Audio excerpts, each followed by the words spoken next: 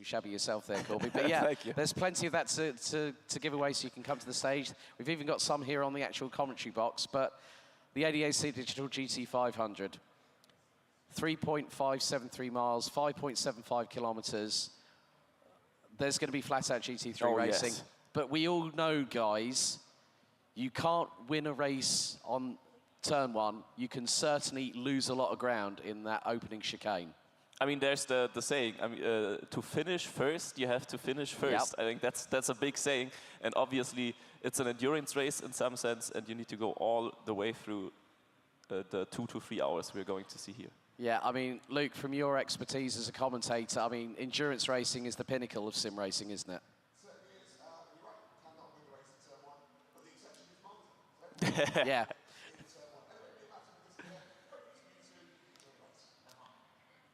So, ladies and gentlemen, welcome along to the fourth and final day of competition for the ADAC 2022 SimRacing Expo. Alex and Corby. We're going to have Paul joining us a little bit later on to mix it up a little bit in the commentary box. I mean, even though my voice might sound fine at the moment, it feels still a little bit rough. I mean, it's great to have a get-together yesterday evening. Yes. But here's the starting grid.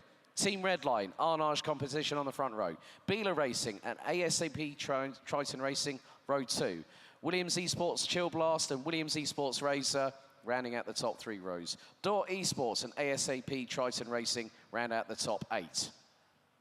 Yes, and I mean, the field is already super close. We see probably the qualifying times down below. Yeah, we do. The top 8 teams pretty much were very closely covered. Veloce and Get Closer Racing round out the top 10. Leo Racing, Gather Chain Ballast Esports with DV1 Triton Racing. Team Fordzilla in competition here today will be joined on row 7 by Absolute Motorsport Acelith Sim Racing.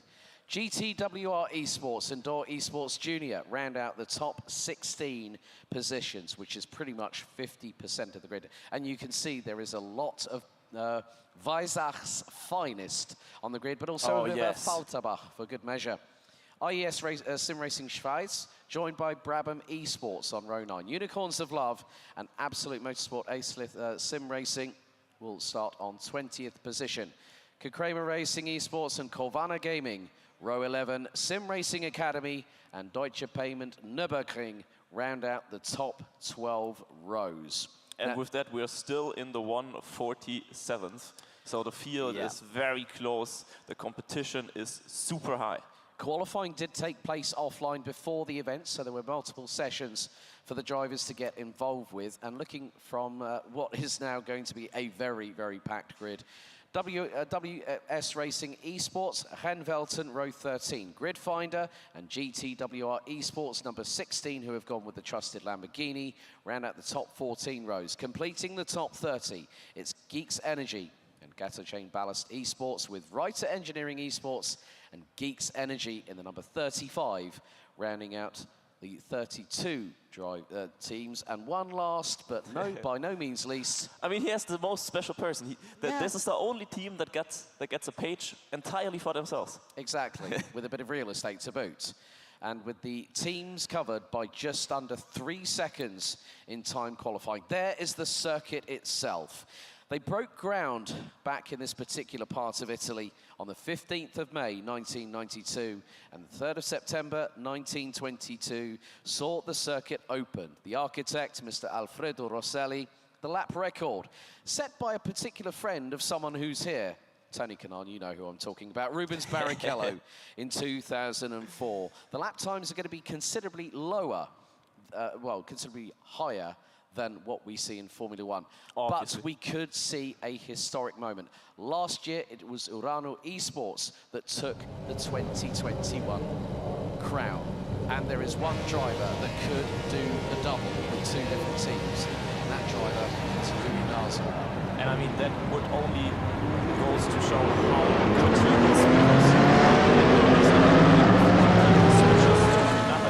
is, again, and that means it's entirely up to him.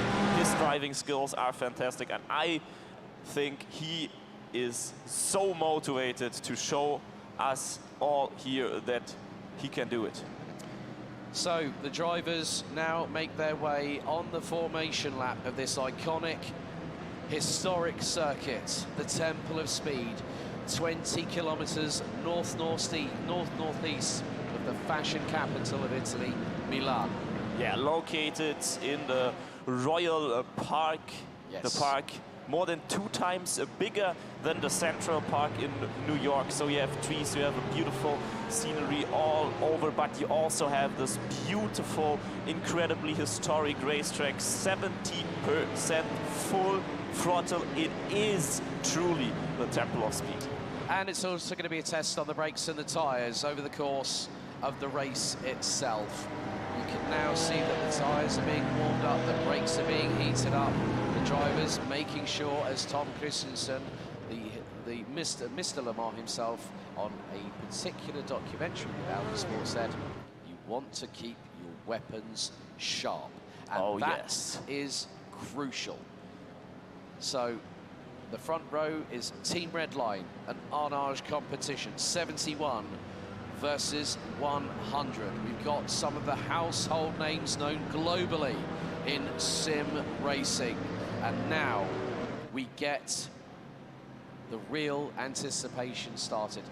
Corby, I know you're as excited as I am. Oh yes, I am. I can feel the goosebumps again, because we will very shortly have the lights being shown on the gantry. And when those 5 red lights go out, it is full throttle.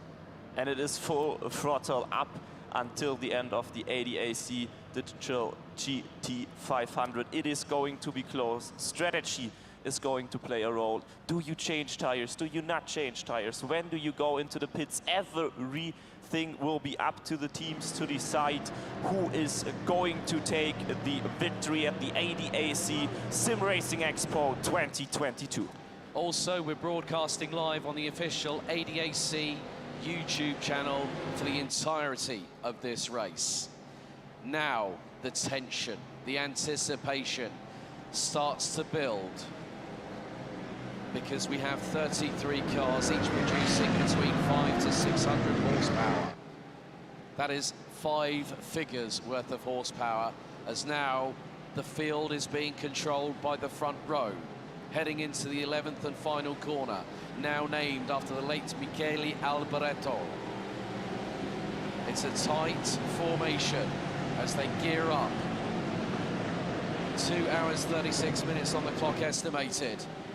The ADAC Digital GT500 concludes the racing action. It's Redline on pole. Arnage competition alongside. Waits for it. So, are we ready? Are we steady? The ADAC Digital GT500 now build speed. And we're off and racing. Good start by Redline. Heading down to the Variante Retrovillio. 3 wide, just behind. As now they find the optimum apex braking zone going into the Retrovillio. A good start by one of the Williams cars, looks to be. Likely the Razor car. There has been an incident. Favour Racing involved. I think UOL also involved, but Redline, Corby have made good their intentions and they have scarpered away. They already made clear in the first few seconds of the race that they want to win the entire thing in their Porsche 911 GT3. And we have another one spinning off. Brabham Esports collected, and that was going to Variante della Roggia. There is more drama behind. As we see the 88s go through into shots, that is Absolute Motorsport. Absolute Motorsport, there are 2 cars for the team, the 69 and the 88. Redline have a lead at 9/10 of a second. Going down in towards Variante Ascari, the triple apex. You've got to really, you're going to drop it down from around about 6th gear down to 3rd, turn the car in. The number 5 car, that's the Mercedes-AMG Team Williams Esports, and one of the drivers is the defending champion, Louis Naza, joined by Daniel Pastor. Field first time heading into the previously known famous Parabolica corner. Last corner of the trip, incredibly fast. Oh, nice move there. That's Absolute Motorsport going up the inside through Alboreto on Team Fordzilla, who've got the number 21. That's one of the Door Esports cars, and now we see the slipstream. And what a camera shot! The 966 Porsche of Team Fordzilla looking to try and get the inside line. Door Esports nearly making it 3 wide. But on this occasion, Absolute Motorsport in the 88 get the advantage into Rentevelia. Great action already. Yes. We've had some dramas. At least the thing is, if the dramas happen now, Corby, they can recover, they can come back. The strategy is going to play a big part. Now, there is a balance of performance put in, and the Porsche is the one that is not really affected. And I mean, we were discussing before why.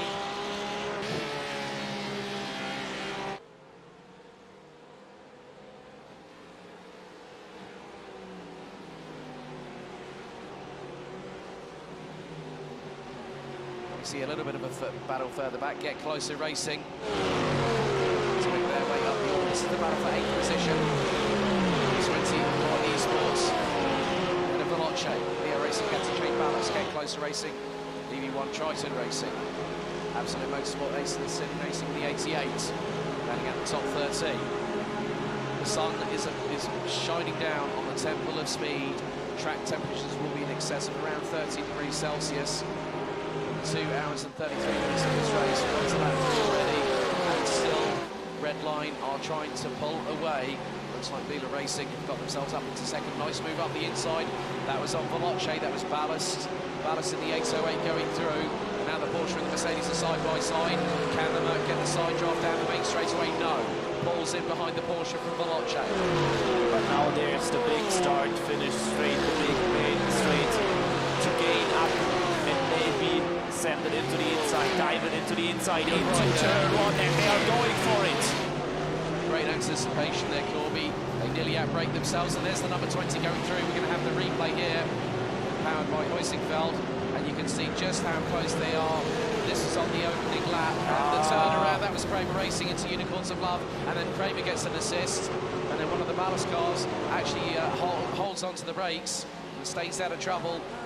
But I mean, it is always so difficult on the start, the braking points into this turn 1. It is predominant, it is made for those traffic jams and close situations we've seen here.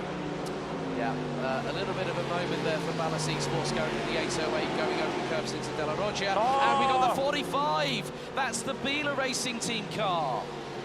Oh my goodness. And they were in 3rd place. They were running in P3, and now the drama has really... And one of the top teams as well. You can just see how much this event means to teams such as Beeler Racing, run by and founded by DTM, British Touring Car, and Le Mans legend, Mr. Frank Beeler himself. We've had the opportunity to catch up with ever so briefly earlier on this weekend. And it's great to see people such as Frank and other entities, other people, Romain Grosjean, Jenson Button. Well, Max Verstappen with Team Redline. Well, yeah, there's the Verstappen.com Racing Association. So here's the moment, and it's out of the corner, it's out of the Lesmo. Lost it, and it's spun, and that's the 1080. A 1080 for the Beeler Racing Team Euronics Porsche. And that was significant front-end damage. Yes. Now, one of the other things here, folks, there's no fast repair allowed as per the regulations for the digital GT500. How do I know this? I printed off the regs before I got here. Very smart, Alex. Very smart indeed. But I mean, it also goes to show how tricky those 2 Lesmo corners can be for the drivers. Exactly. It's always difficult. It's always a bit of a, the back of the car is always coming out, and you have to hold it in, and maybe the pressure got to them. Maybe there was like, they went a bit too wide, went to the grass. I don't know, but in any case, they went into the wall. Yeah. And this is detrimental for their race. Not quite. I mean, we've still got 2.5 hours of this race to go. Yeah, but I mean, they have to let the entire field pass in some sense. Yeah, Veloce now up the inside of the 808 Ballast Esports car, and that's exactly the same point where the Beeler car is. There's the 60, there is one of the cars. That is the 86. That is DV1 Triton Racing. The battles are fast and furious.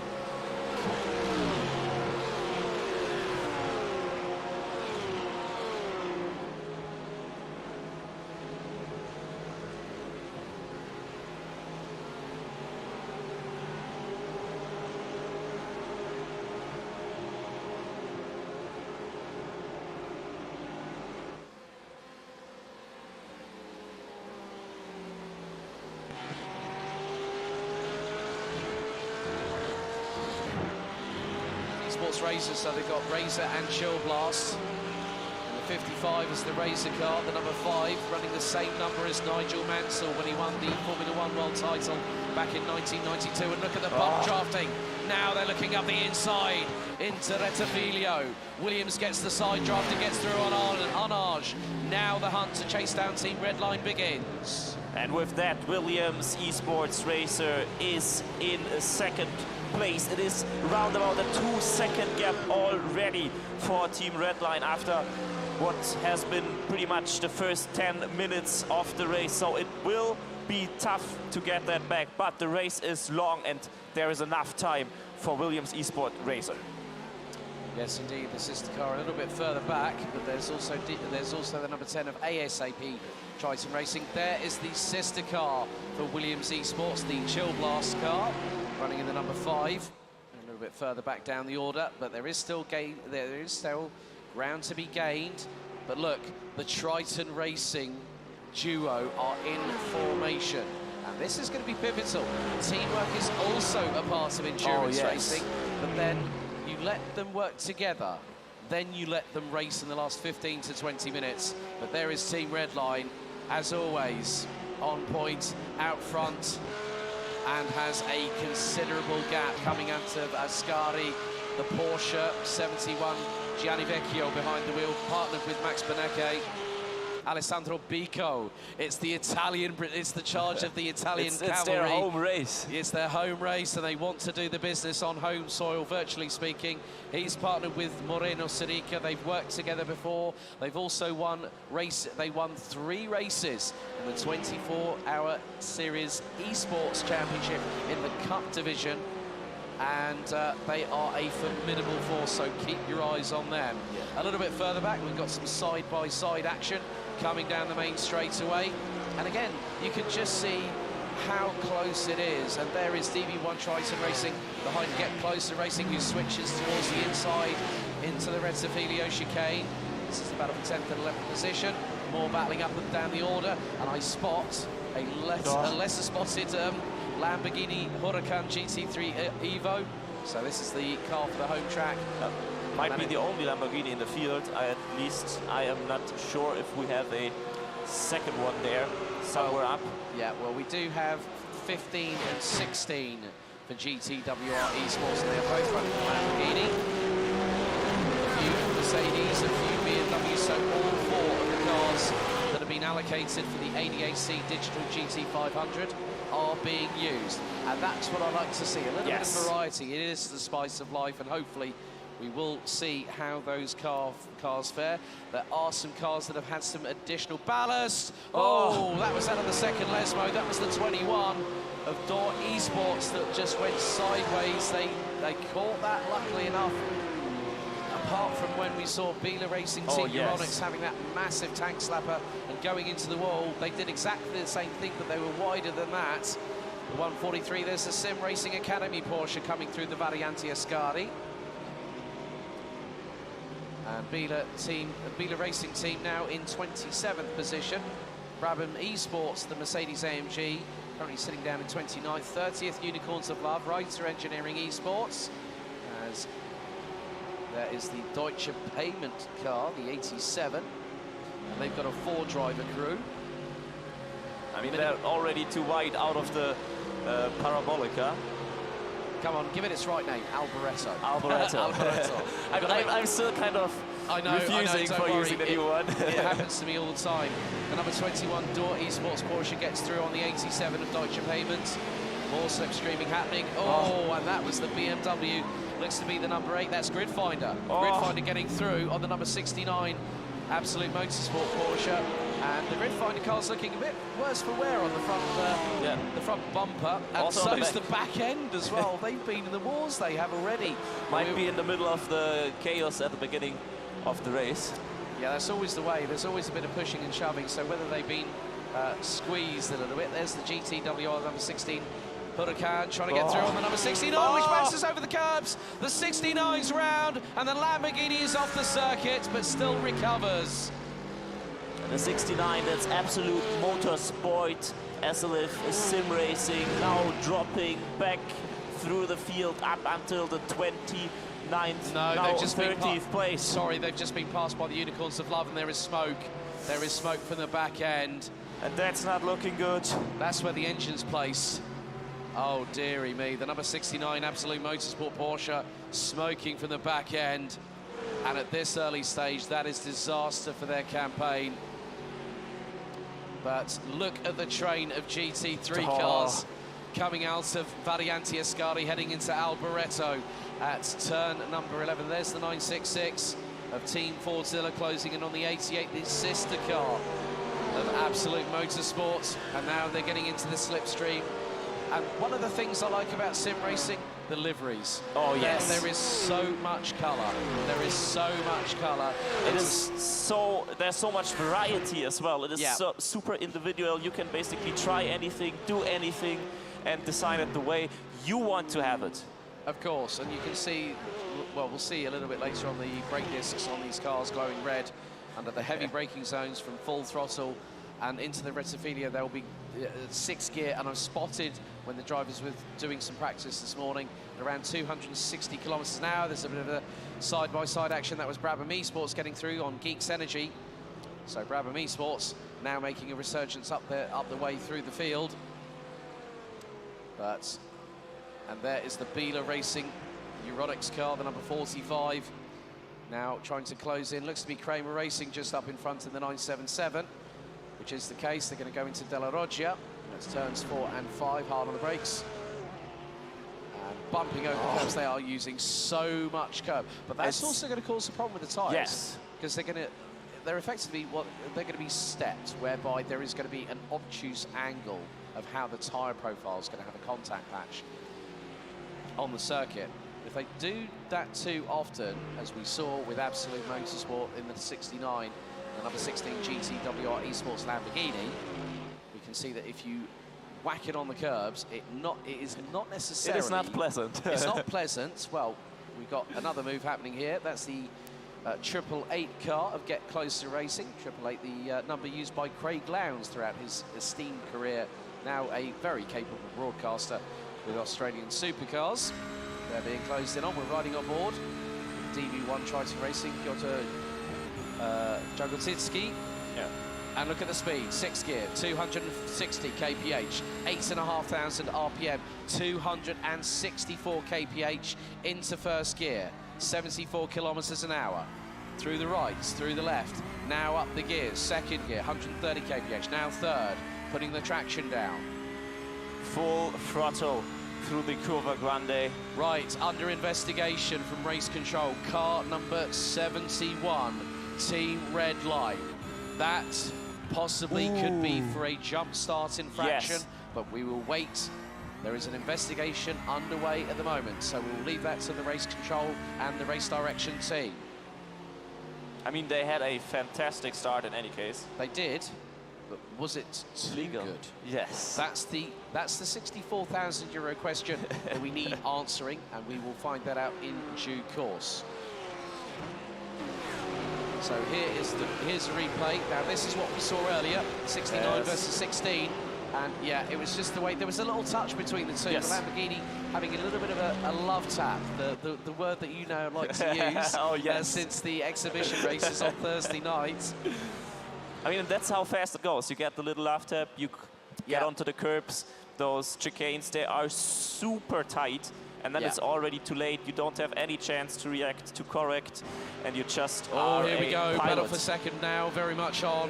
The 55 Williams Esports Racers, Alessandro Bico behind the wheel. Right up the back bumper of Jimmy Antonez from Arnage Competition. Race control, incident 2. Car 163 and 53 under investigation.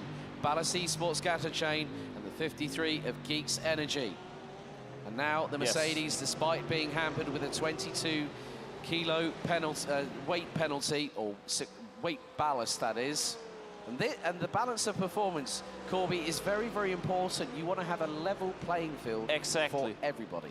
I mean, it makes racing so much more intense, so much more fun to watch in the end if everyone has the same chance. If you have the variety in the cars. I mean, going through the field, we have a lot of Porsches. We only have Porsches and Mercedes within the first 13 cars, and then we have the first Lamborghini Huracan. with GTW Esports 15 in 14th place. So battle again between the 888 and the 808, as they are now both behind Veloce. There's the number 15 GTWR Esports car closing in on the 88 at Absolute Motorsport. Oh, don't tell me this is going to be a repeat of what happened with the other two cars. Please don't. Yeah. And we have updates from race control decision. Incident number 1, car 71. Warning. There's a warning for a Team Redline. That's our leading car. That may be for the jump start infraction, but they may have just been told you should have just kept it a little bit closer to the, you shouldn't have gone away from the front of the field. Obviously, that jump starts are heavily penalised, and that could have been possibly a drive-through or of some kind of infraction. Veloce still trying to keep in touch with those in front, the number 28. And it looks like we might be coming up alongside back marker traffic very early, I fear. That is one of the BMWs. That's Heusinkveld that has... and Door Esports, Jonas van Druyten battling away with Dominic Hoffman from Veloce. I mean, going through to the back of the field, we already have a few cars that have been lapped. GTW Esports 1 lap behind, same with the number 16. We have the Absolute Motorsport SLS SimRacing, the number 69, 1 lap behind. Renvelton 5 laps behind. And at the back of the field, unfortunately, the boys from Cowana Gaming 7 laps behind. So there must have been some incident. There is no time lap yet from them. So potentially they're entirely out of the race. Right, under investigation, incident number 3. Oh, the 143 SimRacing Academy car's just gone off. Might have had a little bit of a squeeze, but incident number 3 under investigation for causing a collision. Cars 14. I think it was 18 and I didn't really catch the third number because we had that incident. we had that in the way. That's. I mean, that happened a lot. It's a lot to keep track of. We already had such an action-packed race. Yes. So we will keep you updated. You will see race control investigations and also decisions on the screen as we see it firsthand. But this battle now is becoming a 5-car battle for second position. Oh, yes. So Jimmy Antonez is leading the train. Alessandro Bico is right up the back bumper, and he's going to pull out to the left-hand side. It's going to be 3 wide. ASAP Triton Racing 152 gets the pair of them down the start-finish straight and moves up into second. And what an overtake, taking both of them, passing both cars, and now into second place. The first one to chase the leading car by Team Redline now is ASAP Triton Racing 152. Wow, that was what a maneuver. That was absolutely textbook. And they capitalized. They got the double toe. They got the double toe. Oh dear, we've just had news from Florian Bauer from well, I think we're going to try. I think Corby's going to get some information from Florian Bauer of what's happened with the guys at Cowana Gaming. But ASAP Triton Racing, the 152, now takes second position, followed by Williams Esports Razor. Arnage Competition demoted down to 4th, and ASAP Triton Racing number 10. And what's more, keep your eyes on the number 5. Williams Esports Chill Blast now joins the fray, but Alessandro Bico is not giving up on that second position. He wants to be the one that leads the charge of the Light Brigade to close in on our race leaders, Team Redline.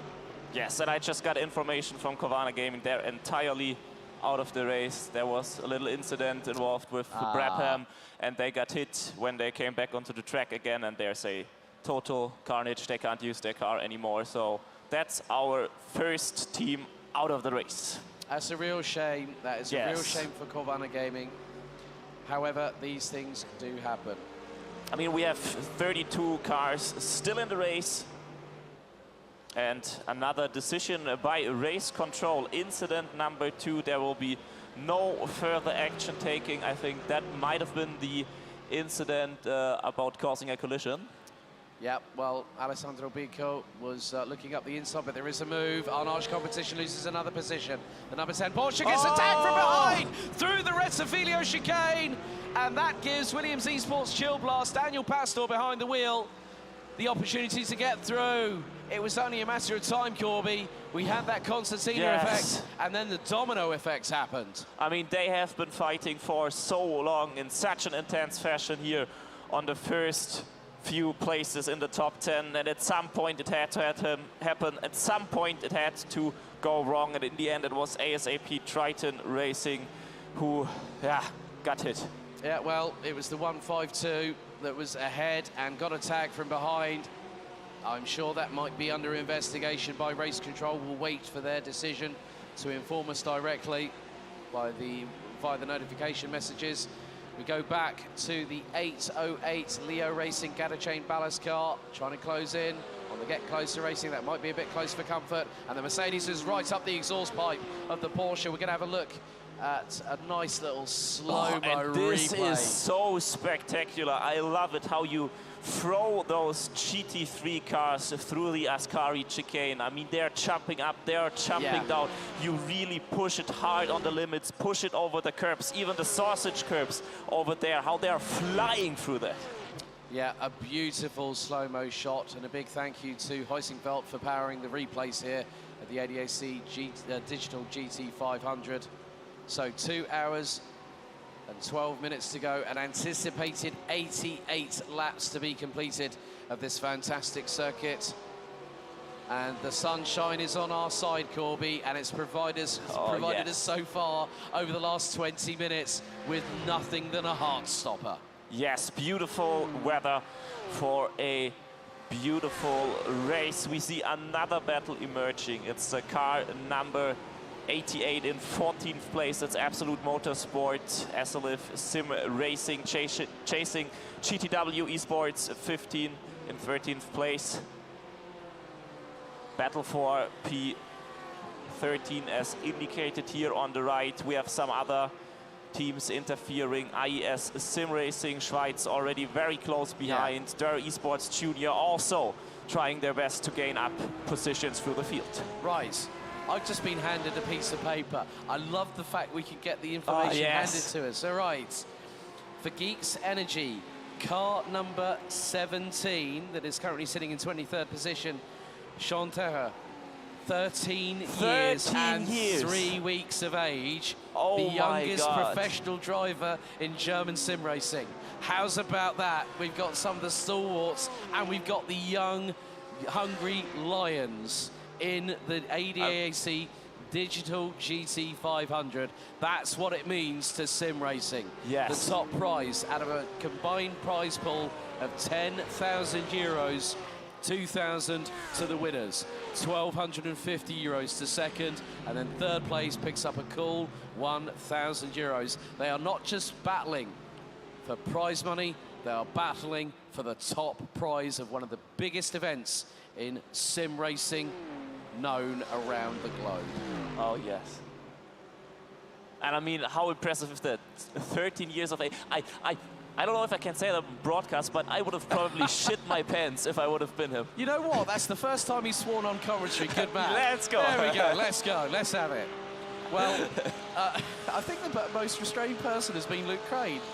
Oh, yes, true. He's been always reminding people, don't swear, come on. Well, I said balls to the wall yesterday, and that's beside the point. But the good thing is we are now seeing the battle between Geeks Energy we're actually seeing Geeks Energy in the 53 behind WS Racing Esports, who have brought their Golf GTI TCR, which if anyone is here at Hall 8 or Hall 9, it's just by the actually just by the paddock box of Triton Racing, funnily enough.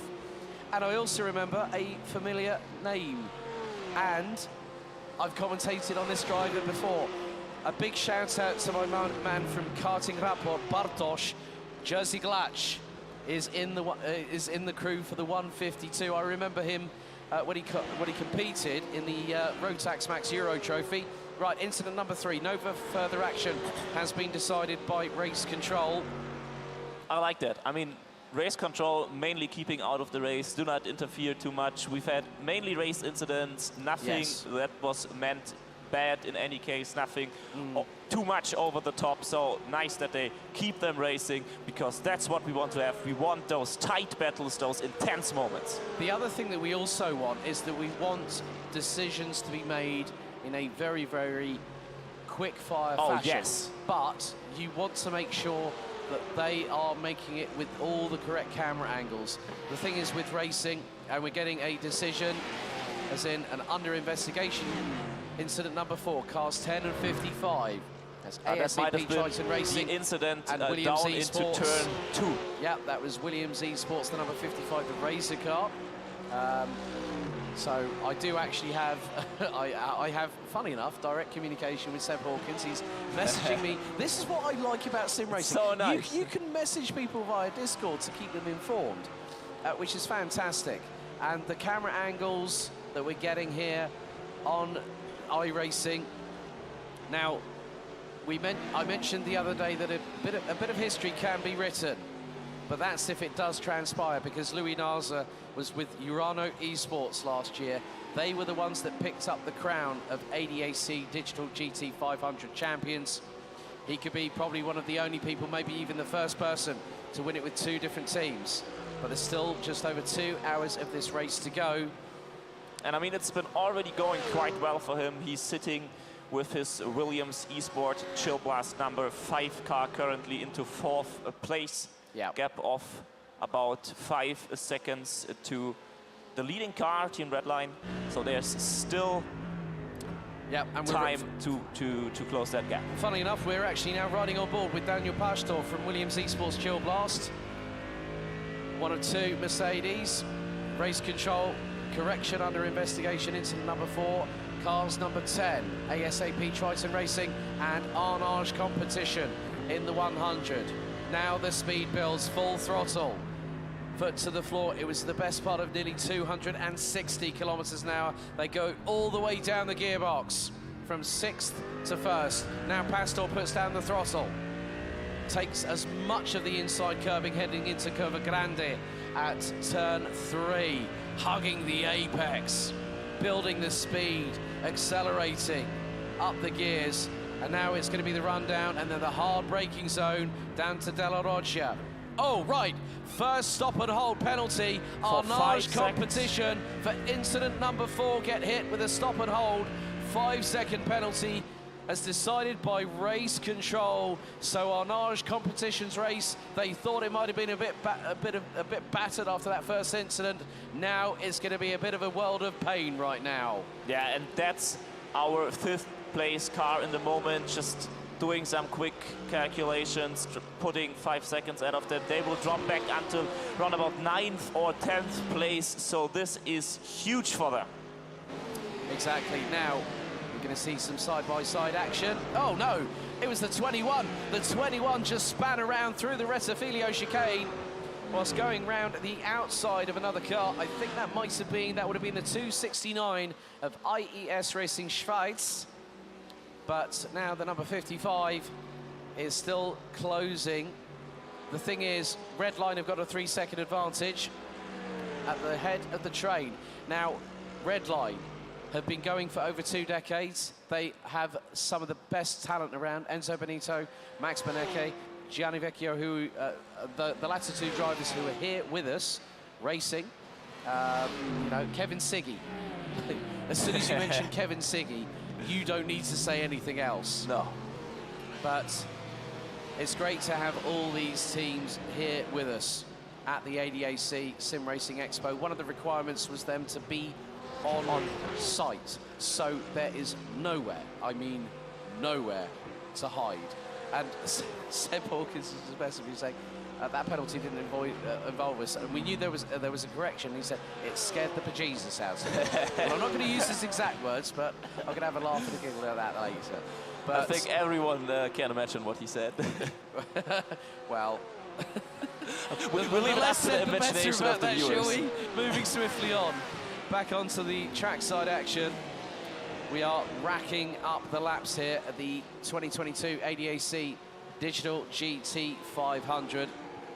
Big thank you to everyone that is continuing to watch the action with myself, Alex Goldschmidt, and Corby Rubenbauer. Now we've got some Lamborghini action happening. I think that might be the number 15 car, which it is. And they are closing in on the 966 Porsche 911 GT3R of Team Fortzilla. Conor Carnick behind the wheel of the number 15. Partnered, I think, with Giorgio Simonini. The car started in 15th, currently now 13th position. Looking to make it probably closer towards the top 10, maybe in the next few moments or so. It just depends on how quickly this car can get past that Porsche. And at the moment, Corby, it's not quite happening. No, definitely not. And maybe this is also a good moment to remind you guys, get in touch with us through social media, through Instagram, Twitter, Facebook, wherever we are streaming live. We're also having an eye on the YouTube and Twitch stream, so if there's any question, anyway, you want to get involved with us also on the commentary desk, just put your messages in, type in, and do it like GTW Esports. Right, nice move there. Nice move, GTWR Esports number 15. Gets past Team Fordzilla. That was for 12th position. There is a bit of a gap, probably the best part of 4 seconds, up to the car next in front of them, which is the 86 of DV1 Triton Racing. And now we've got a scrap going on. There is the number 8 grid finder car, the number 53, and the 163 Gatter Chain Ballast Esports grid finder. Do not tell me you're going to go through that corner round the outside of Geeks Energy. They are. They'll give them the inside run for the Della Roggia chicane. And they're right up the tailpipes of the Mercedes of Ballast Esports. And Geeks Energy sends it round the outside. That's an outrageous manoeuvre. Outrageous. Geeks Energy bringing more than just the colour on the livery. They're bringing the colourful overtaking to the racetrack. Oh yes, and they make it work, and we have battles through the field. Also back there, the number 45 car gaining 1 place through the 2 Lesmo corners, and now heading up the straight below the old racetrack, below the old oval, up into the Ascari chicane. Yep. So battle for 19th position, Gatter Chain Ballast Esports, 163, 53 Geeks Energy, who just did the most outrageous move through the Della Roggia chicane that I think I've ever seen in sim racing. Yes. Absolutely nailed it to a post and sent it. Grid finder, Bieler Racing, making some good, steady progress after that drama on the opening lap. The 45 car now up into 22nd position, and considering the cars running around them, Bieler Racing running in the 1:48.5s. Get this, Corby, as there is the stop and hold penalty being served for Arnage competition. And that, ladies and gentlemen, tumbles them down the order significantly. They were on the front row alongside Team Redline, and the gap in time qualifying offline leading up to this event was less than 1/10 of a second. And I mean, we talked about how close this entire field is and how close the entire field still is. I mean, we still have only 2.8 seconds separating Team Redline from ASAP Triton Racing 152, and that makes this 5-second stop-and-go penalty even worse and hurt even more. Well, the excuse me. Top 3 covered by just under 3 seconds. DV1 Triton Racing started 22nd and now is in 10th position. 12 places gained. IES Racing Schweiz have really, you know, it's great how these teams, we get a whole smorgasbord of the sim racing spectrum when it comes to what's happening. And now we're going to see the number 69 being pressurized. Or was that the 88? No, that's the 88 of Absolute Motorsport being pressurized by IES Racing Schweiz, who've got the now recovering Sim Racing Academy 143 car. And now the 143 is going to get a double slipstream. Remember what we saw in that move? Yeah. Courtesy of ASAP Triton Racing 152. We've already seen someone pass 2 cars on the main straight. That was it's like what we say in the United Kingdom when you go to the supermarket. You get a bog off buy one, get one free. And that's exactly what the 152 got yes. then. But yeah, I mean, to see now, we're getting into a steadier rhythm here at the ADAC Digital GT500. I mean, the race is calming down a bit. The field is ordering. Yeah, well, what we're going to do, we're going to carry on our race coverage on the ADAC YouTube channel. But, ladies and gentlemen, let's hand back to Luke Crane on the stage. Luke, over to you, buddy.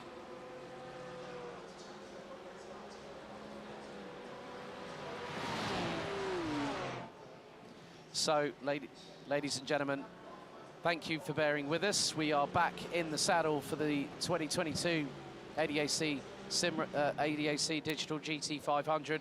Corby, we've got Grid Finder and Geeks Energy going side by side. There's a little bit of a touch, and Beeler Racing looking to nearly make it 3 abreast at this point. Wow, this action has just been absolutely fantastic so far. And from that perspective, we know that this racing is full throttle all the way through, isn't it? Yeah, I mean, Corby, it's absolutely...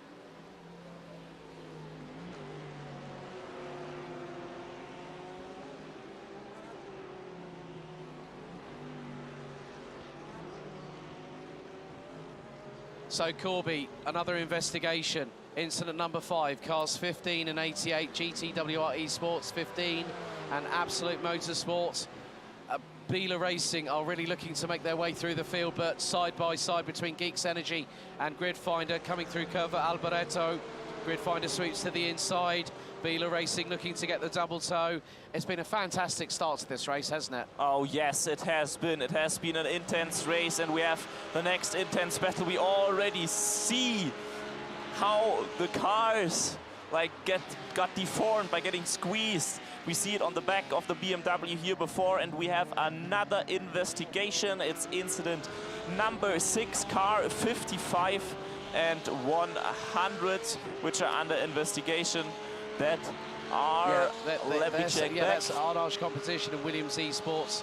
The number 55 car currently sitting in 3rd position. Williams Esports racer with Alessandro Bico behind the wheel. But again, Beeler Racing looking to put the brightness on Grid Finder coming through the Della Roggia into the 2 Lesmos. This is where we saw Beeler Racing come unstuck on the opening lap, but they're a little bit more primed, a little bit more planted coming through. And Geeks Energy does a Travis Pastrana. And now here is WS Racing Esports. This is into the Retzofilio. Hold the brakes. Oh, they got out of trouble with that one. They got a get out of jail free card. Oh, they were very, very lucky indeed. Maybe a bit too late on the brakes and had to go a bit too deep into the corner, and then you just lose your rear side. Code Brown. You've used that, I've used that. There we go. One apiece. I think we have. Oh, we have a the pit stop. We have pit stops coming in. It's so that's number the 86 car. Yeah, 86 DV1 Triton Racing. A flurry of activity in the pit lane. And they are stopping ASAP Triton Racing. The number 10 car has been in the pits for over 20 seconds. And now this is really going to change the dynamic of this race. Oh, yes. From this perspective, because pit stops are crucial in an endurance race. You've got to use both drivers as much as you can. We've got teams that have come through with 4 3-driver crews. I think I even saw a certain name, Danny Juicer, possibly. Oh. That ain't gonna happen because Cowana Gaming are out. I mean, the boys are unfortunately already out of the race, so he won't be able to participate and step in. It's very sad to not see Danny in the race. I've got a nice German terminology to say. Hey, Schadenfreude. Oh yes, Schadenfreude is the beste Freude, so that means exactly it is the best. But at the moment we have Der Esports here in 7th place, trying to defend against the Deutsche Payment, which are chasing 1.2 seconds behind. We have another investigation, incident number 7 by now, car 143 and car 15. That's GTW Esports and SimRacing Academy, which are in 13th and 16th place, and they might have been pitting, so this might have been for speeding in pit lane. We'll check back with race control. Well, I've just had insider word from Seb Hawkins at Williams. They have protested the incident referenced 55 and 100 because they got a 4X as a result of the exit of T1. Oh. So under investigation, incident number 8 has just been pinged on our screens. So there are investigations going. But endurance racing, Corby, it's the coup d'etat, you know, the pièce de résistance of GT3 racing. And we're now seeing a lot of cars coming in. And is that red line? That looks to be red line that is in the pit lane. It is. And the top 8 are now in pit lane. And now it's going to be, it's going to be close, and we'll be racing. Esports Racer have jumped Tryson in the pits. They've got up to second, and now we've got a race on our hand. Incident number 5. No further action, folks. No further action. And now, we have a race for first place in our hand because it's Team Redline who lost their entire gap, their entire advantage up in the pit lane. Williams Esports Racer now right behind them, 0.5 seconds. And we remember Redline only gained their advantage in the first few minutes of the race. Then it really stagnated at those 3 seconds. So they're not so much faster than Williams. And now that Williams closed the gap, they might be right up there and trying to overtake as hard as possible. If I know Alessandro Bico, he's avanti, avanti, dai, go for it. Oh, yes. He will be pushing. And you know how I think they probably might have done it? Short-fueled. Get the car lighter, because they've got that 22-kilo balance and performance adjustment. And with that, also, they're not at full power. The fuel in, 79%. Power adjustment, 95.7% of what would normally be with the true power output of that 6.2 litre naturally aspirated V8 under that long, recognisable, menacing snout of that Mercedes AMG Affalterbach's finest. Now we've got Heute Esports Junior, the number 21, started 16th, currently 16th. Deutsche Payment have been on the move though, Corby, up from 24th to 15th. That's 9 places gained. I mean, I'm not sure if they have been in the pit lane yet. We'll need to check back with that. So we did they have might a first still round need to pit. Yeah, Deutsche Payment have moved up because of the second phase of pit stops. So you're always going to find that you're always going to find that there are going to be moves up and down the order. The strategy is going to change it around. You're going to cycle through these pit stops. So what's that going to do from our perspective and your perspective for everyone at home? It's going to keep you guessing. Oh, definitely. I mean, there are so many tricks you can play with the strategy in such an endurance long distance race. And we now have them side by side through the main straight out. Around the outside goes Der Esports, and they're now right ahead. Will they try to send it back to the inside? No, Der Esports overtaking on the main straight, keeping it clean into the first 2 turns. And now trying to already build a gap through Curva Grande and the upcoming chicanes. Yeah, it is going to be interesting from that perspective. And I know that there are people already in the YouTube chat saying, why is there not German commentary? This is an international expo. Oh, this is for the whole community. So unfortunately, you're going to have to put up with me and Corby speaking English. But I mean, we can also switch to German, but I guess it would be difficult. Ja, aber den Vorsprung bei Team Redline dieses Morgen bei dem Start war echt Hammer, ne? Ja, also ich meine, Team Redline, they really had a fabulous start. Yeah, I mean, the thing was that the way that they canted away into the distance, Vecchio just launched it. But Alessandro Bico, we know, he's only he's in his late teens. He's one of the young breed of hungry sim racers. I mean, Williams Esports have the likes of young Swedish driver, Alexander Spetz, amongst others. I mean, a lot of the team that are here, they're either in their late teens or early 20s. I mean, Louis Naza, currently studying at the University of Dublin in Ireland, 20 years of age, originally from this very country. And it's so great to see them in person. I have the Richard Hammond complex when I see Louis with Alessandro Moreno. They're the same heights, which is great. Yeah, I mean, that's always the beautiful thing about those LAN events, about the SimRacing Expo, that you actually get to see all those people you know from the races, you know from online. And we have a short replay. That's that's Williams Esports Racer getting down off the jacks before red line, and that's where they made up the time. So that means they need like to have boxed for a short amount of time. I think they won around 2 seconds in the box. Nearly 2.5. Nearly 2.5 seconds. So brilliant work there by Williams Esports Racer to keep them guessing. And there's both Williams cars. The Williams Esports Chill Blast car is currently sitting in the number 5 Mercedes AMG. Is currently sitting in 4th place, and they are about 3.5 seconds behind the 3rd place car, ASAP Triton Racing. And look, now you see in the back it is getting tight. This is now getting exciting, because you now see the top 8 cars along the same stretch of tarmac from Variante Alboreto up to Variante Ascari. And now they come out of the last corner. Will Williams Esports Racer try their best into turn 1? They are close enough. They could try to send it down the inside line, but Redline will try everything to defend round into the first chicane. Williams Esports not tight enough, not fast enough on the straight. No. So they keep it smart. They keep behind, and they will try again. I see the tactic. It's like the old days of thunder, cold trickle trick. Remember me? And you know what Alessandro Bico did? He did not keep the throttle pin fully. The car moved back. Strategic, calculated, calm, cool driving from Alessandro Bico. That is the thing now. You do not want to start playing games with Redline. You've got to beat them on the track. And what's more, that shows a hell of a lot more respect. I feel that if he knew he could go for it, if he had the significant overspeed, then yes. But I don't think that the move was on.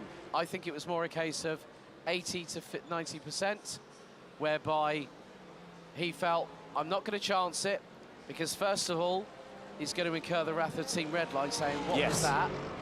And then also incur the wrath of the race stewards. And Williams, I know, are a team that will play by the rule book. They will make sure that that happens in the correct way, the correct manner.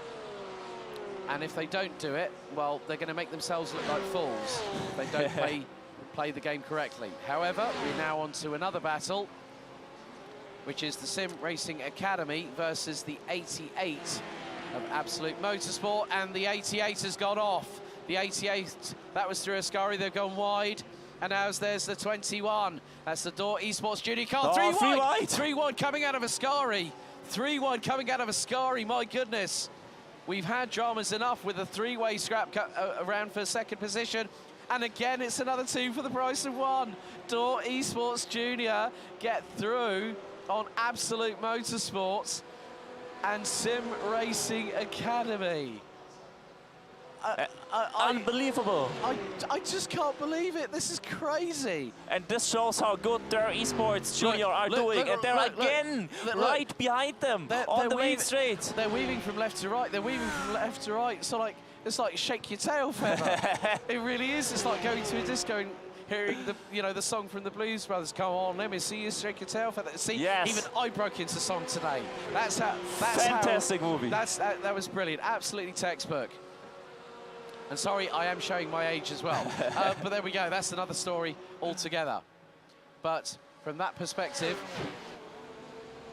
Maybe take the opportunity at around about 1:45 minutes left on the race to give you a quick overview of how it's standing right now. We have Team Redline in the lead.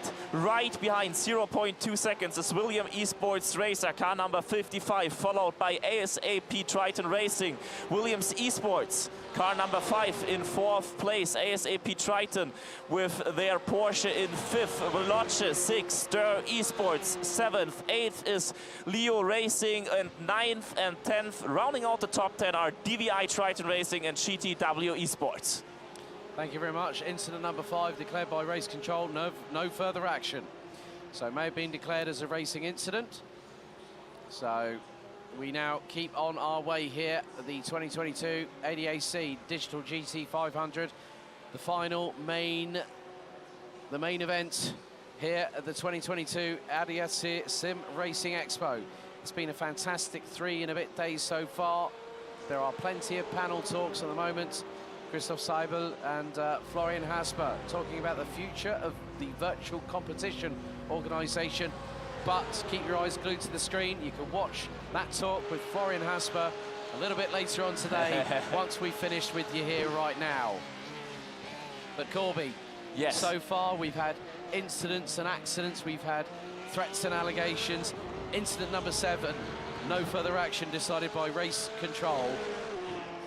You know, I think the choice to go from the Nürburgring to Monza, it was fantastic. It was an inspired choice. Yeah, Monza, a historic racetrack, as you beautifully introduced us in the beginning of the race. It was built in 1922, the current track layout present since the 2000, or more exactly the year 2000, where they changed the chicane on the main straight. Before first chicane, there was a slight right kink and then 2 left-right chicanes, and now it's just the right-left chicane, still prominent for traffic jams, still prominent for incidents at the start like we've seen in the race.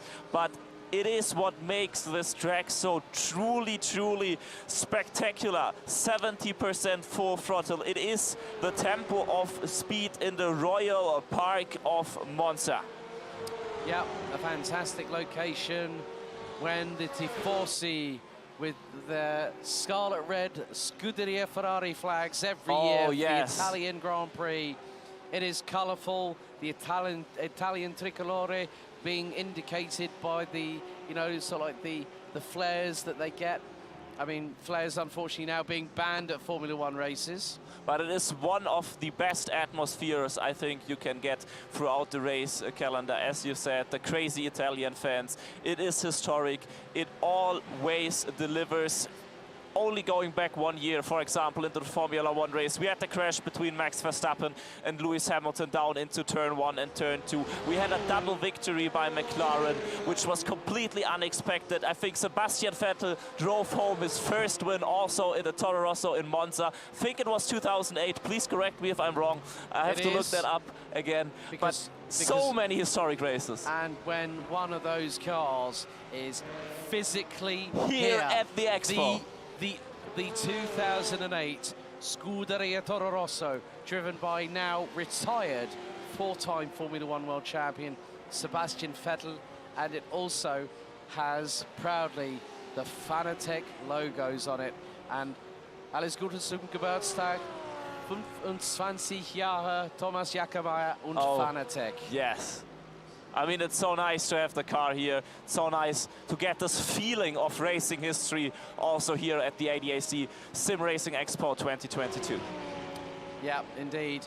We're now concentrating on the 269 IEA SimRacing Schweiz. Simon Amosa and Will Chadwick, one of the young guns, the young hotshots at the official Ford Esports Works team. The 966 Porsche currently being piloted by Will Chadwick. Less than half a second, so it is 2 cars from Weissach battling away over 11th position as things stand. And once again, Corby, the Temple of Speed never disappoints, does it, my friend? No, it really doesn't. So 1 hour and 40 minutes to go. We have so much action of this race still to come over the course of the next hour and 40 minutes. Stick with us. Enjoy the racing as much as we are commentating on it. Oh, yes. And now we've got a battle. This is going to be for what looks to be 10th position. That's the number 15, GTWR Esports Lamborghini Huracan GT3 Evo, being chased by, that looks to be, that is the 86 car. That's actually a positional change from 10th to 9th for the number 15. So there is Team Redline. Again, we go back to the lead battle. Gap between them just over a 10th of a second. Redline versus Williams Esports Racer. This is going to allow the likes of ASAP Triton Racing and Williams Esports Chill Blast to close. This is great. This is fantastic. I mean, they have been driving that close since they came out of the pit. That's now 10 to 15 minutes of below 0.5 seconds even, driving behind each other. Somehow Team Redline is keeping ahead. Somehow they are keeping Williams Esports behind. Or Williams Esports is trying to drive it smart, maybe do a bit of a lift and coast on the straights, save some fuel to then go later into the pits and overtakes Team Redline then. Maybe, we don't know. They might have some shenanigans. We've got a rogue cone. I've just seen coming out of De La Roccia, one of the back markers has just literally destroyed, given a cone a unfitting death here at Monza. Cone Gate rears its ugly head, a bit like Sebring for the VCO ERL Summer Cup earlier on this year. It's like they're playing bowling. Yeah, oh, right, okay. Warning given to car number 15, GTWR Esports, for incident number 8. A warning has been given. So some are, you know what they... What? These eSport teams, they do like to push the limits, but now Unicorns of Love in the number 14. Going up the inside, Lars Kisser versus Konstantin Romanenko from Gata Chain Ballas Esports. This is for 19th position. Remember when we started this race nearly an hour ago? Where were Unicorns of Love? Turned around in the first chicane. Oh yes, and now they're already back fighting for that 19th position, maybe trying to get the draft out of the Curva Grande into the Variante della Roccia. But no, out of the outside line, very difficult to overtake there, keeping it clean. Driving it, flying above the curbs. Did you see how sideways these cars were? Yes. Right, out of De La Roccia into the first Lesmo. Wider sweep taken by Lars Kisser from Unicorns of Love. Now into the secondary Lesmo. Now Ballas goes a little bit wider coming out of the corner, but does not drop the left rear wheel in the kitty litter. So from that perspective, it was a very, very neat exchange. But that exchange, folks, is due to continue. Now at the moment, having a look down, who has got the fastest lap of the race? Of course, it's our pole sitters and race leaders. 1 minute 47.602 for Team Redline in the number 71 Porsche. And they are still being hounded by Williams Esports Razor. Gap now starting to extend as Unicorns of Love looks to nose up the inside through Curva Alboreto. This is very, very close indeed. Gata Chain Ballas Esports drifts a little bit wide towards the top part of the corner now. Unicorns of Love will have the slipstream, will have the advantage. They pull to the right-hand side, and now the side draft takes effect. Lars Kisser has timed this perfectly, and Unicorns of Love in the number 14 up to what will now be officially 19th position. And what an overtake, keeping it clean, playing it cool. They don't dive it into the first corner, the first chicane, last lap, because they know they have another chance next time, and they grab this chance, hold it fast, and get this clean past up another place. And I think, to be honest, there are some more places to gain for the Unicorns if they are continuing to drive like that. Right, here's the replay powered by Heusinkveld. And that's the Door Esports Junior car, the 21, being followed by the 143 of SimRacing Academy, the 88 Porsche of Absolute Motorsport, Aeslith Sim Racing. Absolutely beautiful to see these cars. Yes. They look fast even when there's a slow-mo replay. Oh, yes.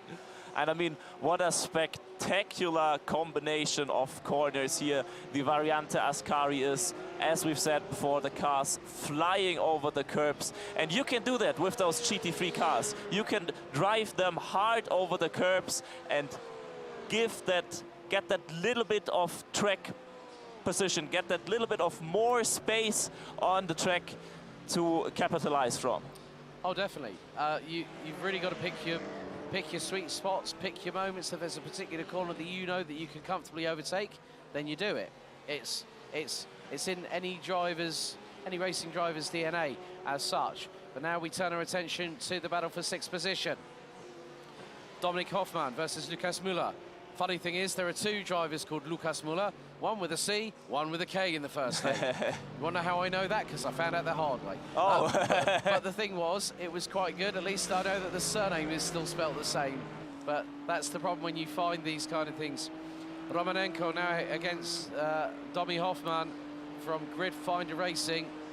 And Grid Finder have brought a big, big contingent in terms of, well, they were due to run 2 cars. Then they were told, unfortunately, you can only run 1. I mean, when you think about it, Williams Esports have got 2 cars, GTWR 2 cars, Triton Racing Also 2. also 2 cars. So from that perspective, it's going to be really interesting to see how we get when we get to the next round of pit stops. Now, because this is an approximation of 88 laps of racing, and we're now getting close to, at the minute, waiting just for my timing to update. I mean, it's around about, we're getting close to that halfway point, Yeah, aren't I mean, we have like 1 hour on the race by now, round about. Or we're already past the 1 hour mark of racing. Yeah, I mean, on that... And we're seeing car number 20 flying through the Curva Grande, car number 20. That is Der Esports in 7th place right now. Fastest lap with 1:47.848, only 0.2 slower than the leading car on their fastest lap. I mean, if we look at the current pace of the different teams, it's a 1:48.0 for Team Redline, a 1:48.1 for Williams Esports Racer, and it goes until the 1:48.6 for our 8th place car. We are still in the 1:48 up until Der Esports Junior into 13th place, and that's only 0.6 of a second separating the field within the first 13 cars. That's crazy. It is crazy. What's even crazier is Lukas Müller is taking about the best part of just over 1/10.5 out of Dominik Hoffmann in the Veloce car in the number 28. And you can see more cars, back marker traffic having to be negotiated. Some drivers who are back markers are effectively battling for position. But as the old saying goes, Corby, when you have back markers, it spells inconvenience, it spells trouble. And I'm gonna do another line of song. There may be trouble ahead. Sorry, I was a little bit off. Beautiful. I think we should get you singing more often, Alex. No, no, definitely. Twice is enough, because we've still got an hour and a half of this race to go. We're on lap number 38 out of 88, predictively, judging on the amount of racing. But Kramer Racing Esports and Geeks Energy battling away over 22nd position. Sean Teller, the youngest driver at 13 years and 3 weeks of age, battling away with Mark Balzer, who's a bit more experienced in terms of life experience. But yes. I mean, what I love to see are these younger drivers coming through and giving the old guy. You know, the thing is, if I remember correctly, Niels Neuox is old enough to be Sean Terra's dad. That's crazy, like the age difference you have in the field. It is quite interesting. We've now got a side-by-side into the Rettifilio. Again, it's Kramer Racing and Geeks Energy. And you know what? I'm going to have to try... You know what we're going to have to do? We're going to have to try and get some free merch after the GT500. I'm making a beeline for Geeks Energy. I say, hey, you got a double XL, mate? It fits me so well. I mean, I could take it home. You could probably use double XL as a blanket. Oh, yes, definitely. We still have the battles going on in the field. That's car 977. That's K. Kramer Racing Esports, just behind the rear of Geeks Energy, as we already told you before. It's 2 Porsche 911 GT3 are battling against each other. Yeah, this really is Linus action, GT3 action at its very, very best here at the Autodromo Nazionale di Monza, the Temple of Speed, in circulation for a century, and the current variation of this circuit provides a thriller, and that's exactly what we've had so far. We've had incidents along the way here on the 2022 running of the ADAC digital GT500. Race control under investigation is incident number 9. That is car 5. That's Williams Esports Chill Blast and 512 WS Racing Esports. Not 100% sure what that is for. And you know what they're doing now, through the mid part of Curva Grande, or formerly as it was known, Curva Bisonno. Yeah. These two cars were they were cutting the grass on the inside curb. Literally, you can see the chunks of grass like coming out. I still remember the one scene from Valtteri Bottas, I think it was on the Red Bull Ring in Spielberg, when he went off the grass, and all he said on the radio when he was asked, is everything fine? But he was like, oh yes, I'm just cutting grass. I mean, this thing, it cuts grass way better than my lawnmower at home. Yeah, exactly. Reinforced, structural, layered carbon fiber. But we still have plenty of this race still to go. We've just caught into shot the 966 of Team Fordzilla and the 269 of IES Racing Schweiz. Those two are battling away over position. Arnage Competition have made their way back up to 17th with Jimmy Antonez. There is a slow car. Oh, that's the 88. The 88 has gone off, and Deutsche Payment and Arnage Competition have got through, so I'm not too sure if there might have been a drama for that car, whether it was a touch. Has there been an issue? So it could be anything. The car might have ran out of fuel, a technical disconnect. No further action for incident number 9. And now we've got a side-by-side coming down the start-finish straight. Arnage Competition looking to get up the inside of Deutsche Payment, partnered with Nürburgring, and they get through rather easily.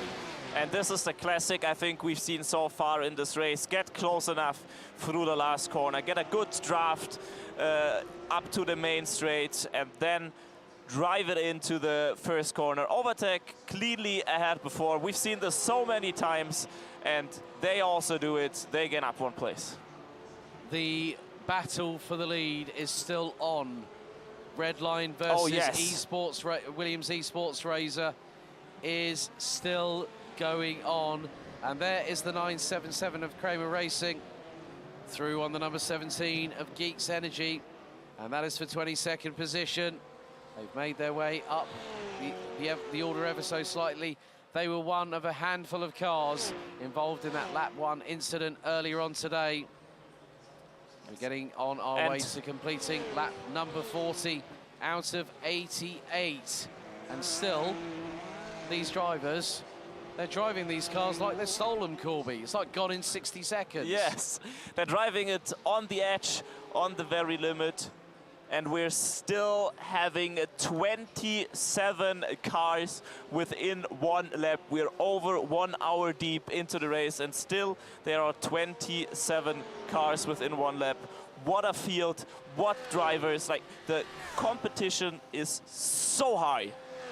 And it was to be expected with these drivers here. So the cars now, IES Racing Schweiz still keeping ahead of Team Fordzilla, but they make a mistake coming out of the Retafilio chicane. They nearly dropped the ball and kept the big barn doors on the local farm wide open for Team Fordzilla. But Fordzilla have to wait, repurpose themselves, and get ready to form and start teeing up that attack on the IES SimRacing Schweiz car. And in the end, it is still, as you always said, an endurance race. And you have to play it cool. You can't lose your temper and just dive it in. You can't get angry because you can't pass. You need to play it calm. You need to find the right moment to take your chance, get in there, squeeze yourself through cleanly, and work from there. It's so important. Working together is always important, especially when it's a team that you're in and it's a sister car. That's the big thing that you have to realise, folks, that you're not always going to have this opportunity. But here comes an opportunity. Here's come an opportunity. So what we will be doing is very shortly also going back live onto the ADAC SimRacing Expo live stream, along with the ADAC YouTube channel.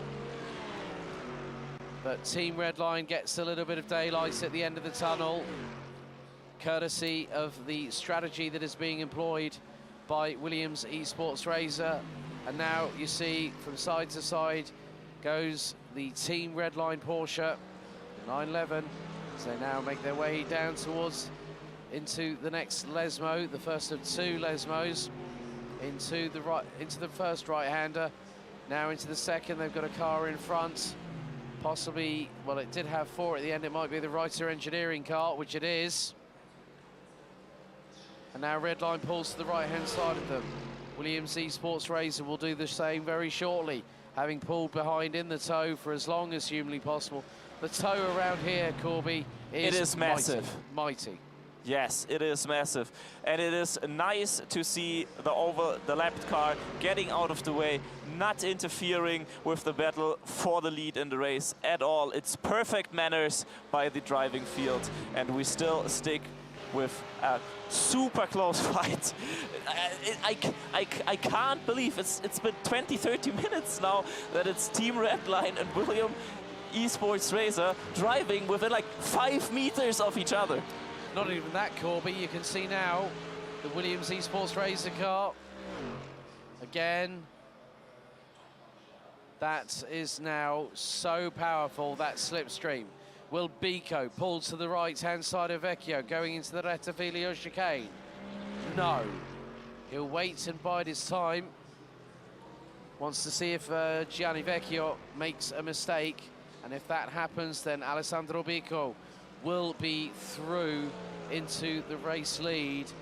But as they say, Corby, it ain't over till it's over. Oh, yes, it is not over until the checkered flag, until the distance and the time has ticked down, and you can always gain that last position. We've seen it so often. We've seen Sebastian Vettel show it to us in Suzuka this year, going right across the finish line, right next to another legend with Fernando Alonso. And we could also see this here today in the ADAC Digital GT500, because this battle for first position, it has been incredibly close, and it is still close up until third position, because it's only 3 seconds that ASAP Triton Racing is behind.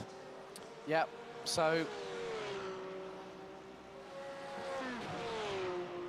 welcome back to coverage of the ADAC Digital GT500. Team Redline and Williams Esports Razor are within a 10th and a half after what has been 40 laps of racing, with a predicted 88 combined of this fantastic 5.148 kilometer circuit.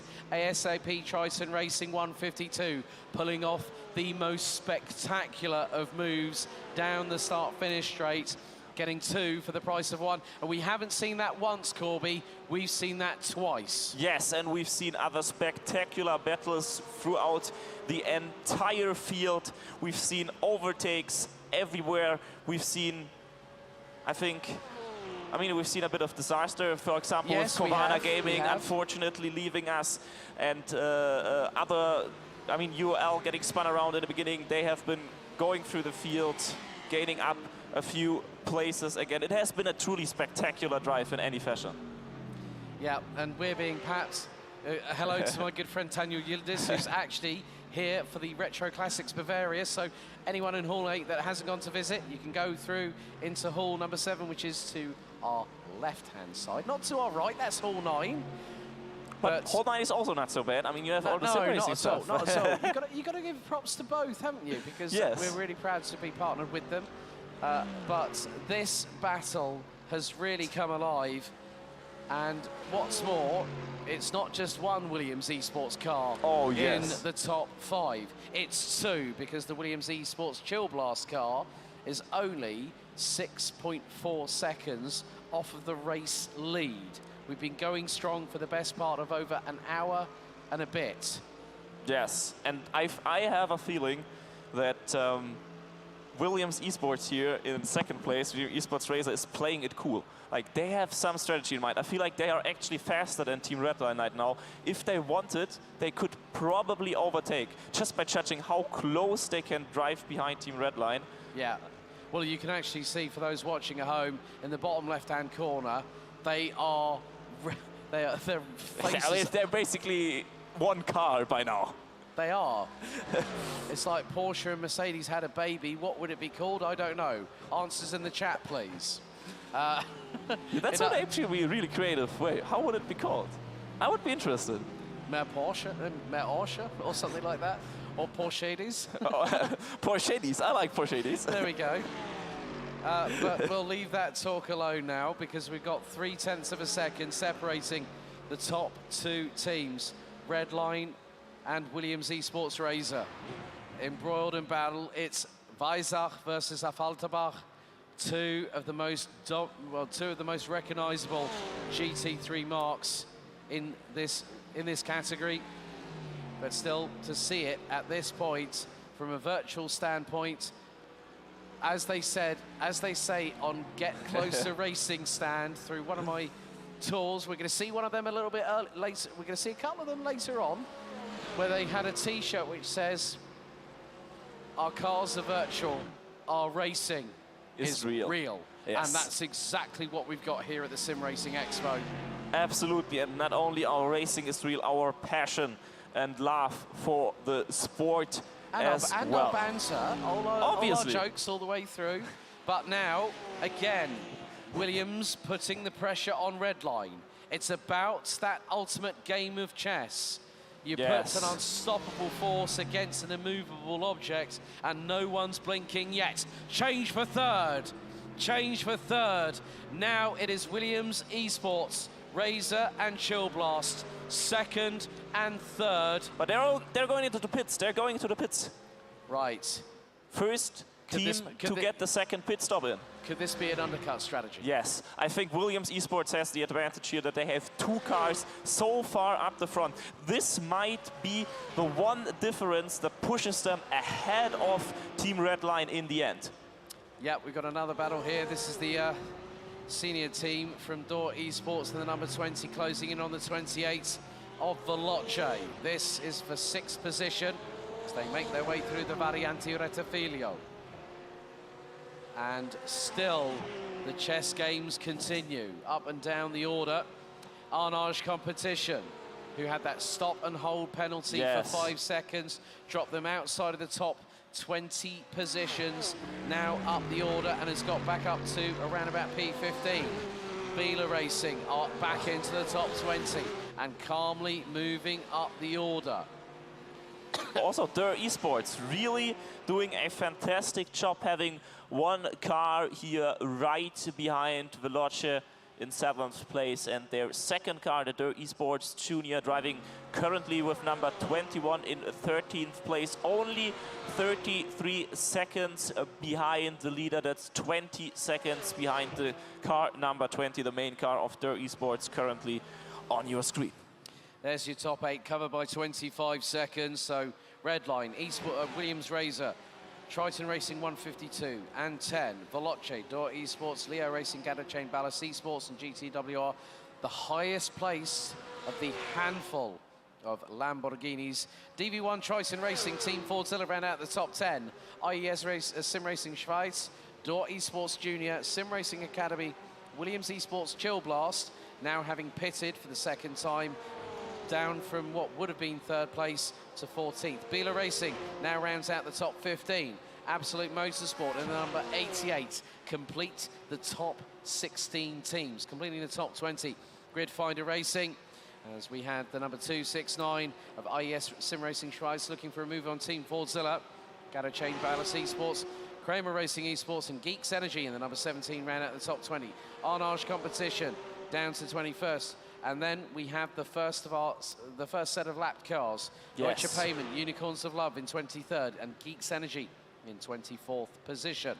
But we also have a lot of the cars already in the pit currently. It's VS Racing Esports and Geeks Energy in 25th and 26th place. So when the first few cars are pitting, this might lead to some cars unlapping themselves. Currently, it is a bunch of around 20 cars within one lap, exactly 21 cars within one lap. And again, I've said it so often already, the field is so close, the level of driving skills is so high, anything can still happen in the remaining 1 hour and 14 minutes. Anything can happen in motorsport, and you know what, Corby? It most certainly does. Oh, yes. Because we've had that in this race. Dennis Wieker and Bastian Richter battling away for 22nd and 23rd positions. So Deutsche Payment Nürburgring versus Unicorns of Love. They've got the number 10 of ASAP Triton Racing in 4th position, closing in. So the car in front, the car behind will be looking to get through on back marker traffic. And you can just see the amount of steering wheel lock they're having to put on as the number 10 goes into the pits for what will be its second pit stop. They're averaging around about 22 laps a stint. So give or take, that will be around about 3 pit stops. Yes. So, you know, so you have one at the halfway point. We are past the halfway point. Oh, and there's someone going straight through the first chicane. And that is Gridfinder. Gridfinder Racing, and the number 8 has gone straight on. They've done, well, at least they haven't done a Marcus Ericsson through that. They did a Nico Hülkenberg. But we're riding on board with Lukas Müller for Door Esports in the number 20 car. Now the speed builds. 250 kph going into De La Roggia. Down to second gear, bumping over the curbs. Goes the number 28 of Veloce. And a big thank you to all the respective partners, VRS, SX, JBL, Got to Be, Track Racer, SimMotion, Tailored Rig, Recaro and Garmin. But great onboard shot, and that flat 6 boxer turbocharged engine in the rear Great sound end as well. Oh, it's a mega sound. It sounds even more brutal than the 964 Carrera Cup that we heard on Thursday night. Oh yes, Friday night. Beautiful cars.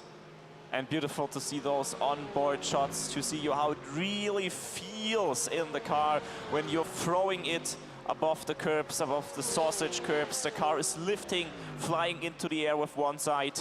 Spectacular images here in Monza, once again. Yep, so the battle continues onwards, and the gap now between Team Redline and Williams Esports Razor now has extended. It's extending further still because Williams Esports Razor and the number 152 ASAP Triton Racing cars are now in pit lane. And now the flurry of pit stops occur because Veloce and Dot Esports in the number 20 have now gone into pit lane. We're going to see that shift again here, Corby, of those pit stops. Yes. And interestingly, I think we have Williams Esports Razor already in the pit and Team Redline still driving on the track. And this will be a fight when they leave the track, when Team Redline will finally pit. Will the undercut be possible? That depends on whether Team depends. Redline, on their first pit stop, brimmed the tank. Yes. Because Williams Esports Razor were in the pits for a shorter time. Let's not forget, about 3 seconds. Quicker pit stop, so they might have negated having a full tank of fuel to then go, well, we want to be with them when we exit the pit lane. And that was the strategy, and that's exactly what happened. So, I mean, that might also be the reason why they have been driving so close and not overtaking, to just get that lift and coast in at the end of the straight and save some of the fuel. Indeed, indeed. There is still plenty of racing action still to go here on the 2022 ADAC Digital GT500. Team Redline got pole position in time qualifying. And also, so far, the fastest lap of this race. And it just goes to show that the amount of... Redline are in. Redline are in the pit lane. So now it gets intense. We see Williams there right on the right side. Don't be a killjoy. So we're getting photographed here right now by a beautiful social media team. Yeah, thank you, Louise and Steffi, who've been doing the rounds here at the Expo. But now we now see Redline. Oh, look at that! The 11s burning rubber in the pit lane for the number 71, lighting up the tyres and stoking the fires. An hour and 10 minutes still to go in this race. And this might be Team Redline getting a shorter pit stop here in Oh, what is happening with the red line? They're super slow in the straight. Red line returns to garage. Red line down, back into the pit lane. What happened? Oh my goodness. I'm not entirely sure what happened there, but what that means is the Williams Esports 1-2 Razor and Chill Blast disaster for red line. Now, was that a possible disconnect? I don't know. That car stopped, and that could have signaled a disconnect. If that internet connection had gone, they've had no other alternative but to hit escape and return to garage. My goodness, disaster and that's for straight Team after Redline. the pit stop. I mean, I was looking so much forward to the fight, and now, I mean, Williams Esports, they will be happy. They are now in the lead, and they are in a comfortable lead. 7 seconds ahead of their sister car, Williams Esports Chill Blast, number 5, and then 20 seconds ahead of the third-placed car, that's Der Esports. I don't think Williams will be happy about the fact that has occurred. They want to fight them on the track. Any race team, you ask them, where do you want to win the battle? I don't want to win on the track. I don't want to disconnect. True. I don't want someone inadvertently, accidentally taking them out. We want to fight them on the circuit. And we want to win on the circuit. Exactly. Show that we are the better team. That just goes to show how cruel sim racing can be. A disconnect is like a terminal engine failure. It's like pulling the plug and something goes wrong. And that just shows how committed these drivers are to events like this. Blue Riband, prestigious events, a bit like in real-life racing, the 24 Hours of Le Mans. Everyone wants to win it on track, not have a technical issue of any kind. And my heart goes out to Redline right now. Yes. It really does. It must be so frustrating. I mean, this is the pinnacle. This is what they were all looking forward to here at the SimRacing Expo, the ADAC GT500. But we have to move on from that, folks, because there is still a race to be run over the next hour or so. And now we look at the battle for P8. Leo Racing, Gatterchain, Ballas Esports. 0.6 of a second ahead of the junior team from Dort Esports, the number 21. DV1 Triton Racing looking to stick their nose out behind the 143 of Sim Racing Academy. Rounding out the top 12 is the number 15 Lamborghini Huracan GT3 Evo of GTWR Esports. And look at the concentration here, Corby, through the bottom left-hand corner of the main screen in front of our commentary position. You can just see that they are absolutely calm as can be. Yes. No emotion. It's full-on poker face, sim racing style. And Dort Esports Junior looks to be closing in, but into the Rettifilio chicane once again. We'll keep our eyes on this for just a few moments, because very soon we will be handing back in a little while to the stage here at the ADAC SimRacing Expo. There's plenty more things to come to round off what's been a fantastic 3.5 days so far. Oh, definitely. One race better than the other. Exactly, and this one has provided its dramas along the way. And you can now see that the Lamborghini Huracan of GTWR Esports, they also run the RHG Academy. RHG is the associated sim racing team with regards to Romain Grosjean. Now these days running with Andretti Autosport in IndyCar, and of course there was the recent news that a Veloce alumni, Jamie Chadwick, 3-time W Series champion, dominating the W Series, now moving to Indy NXT for 2023, and that's fantastic news. Yes, for her, sister of Ollie Chadwick, and also Jamie, a Williams development driver.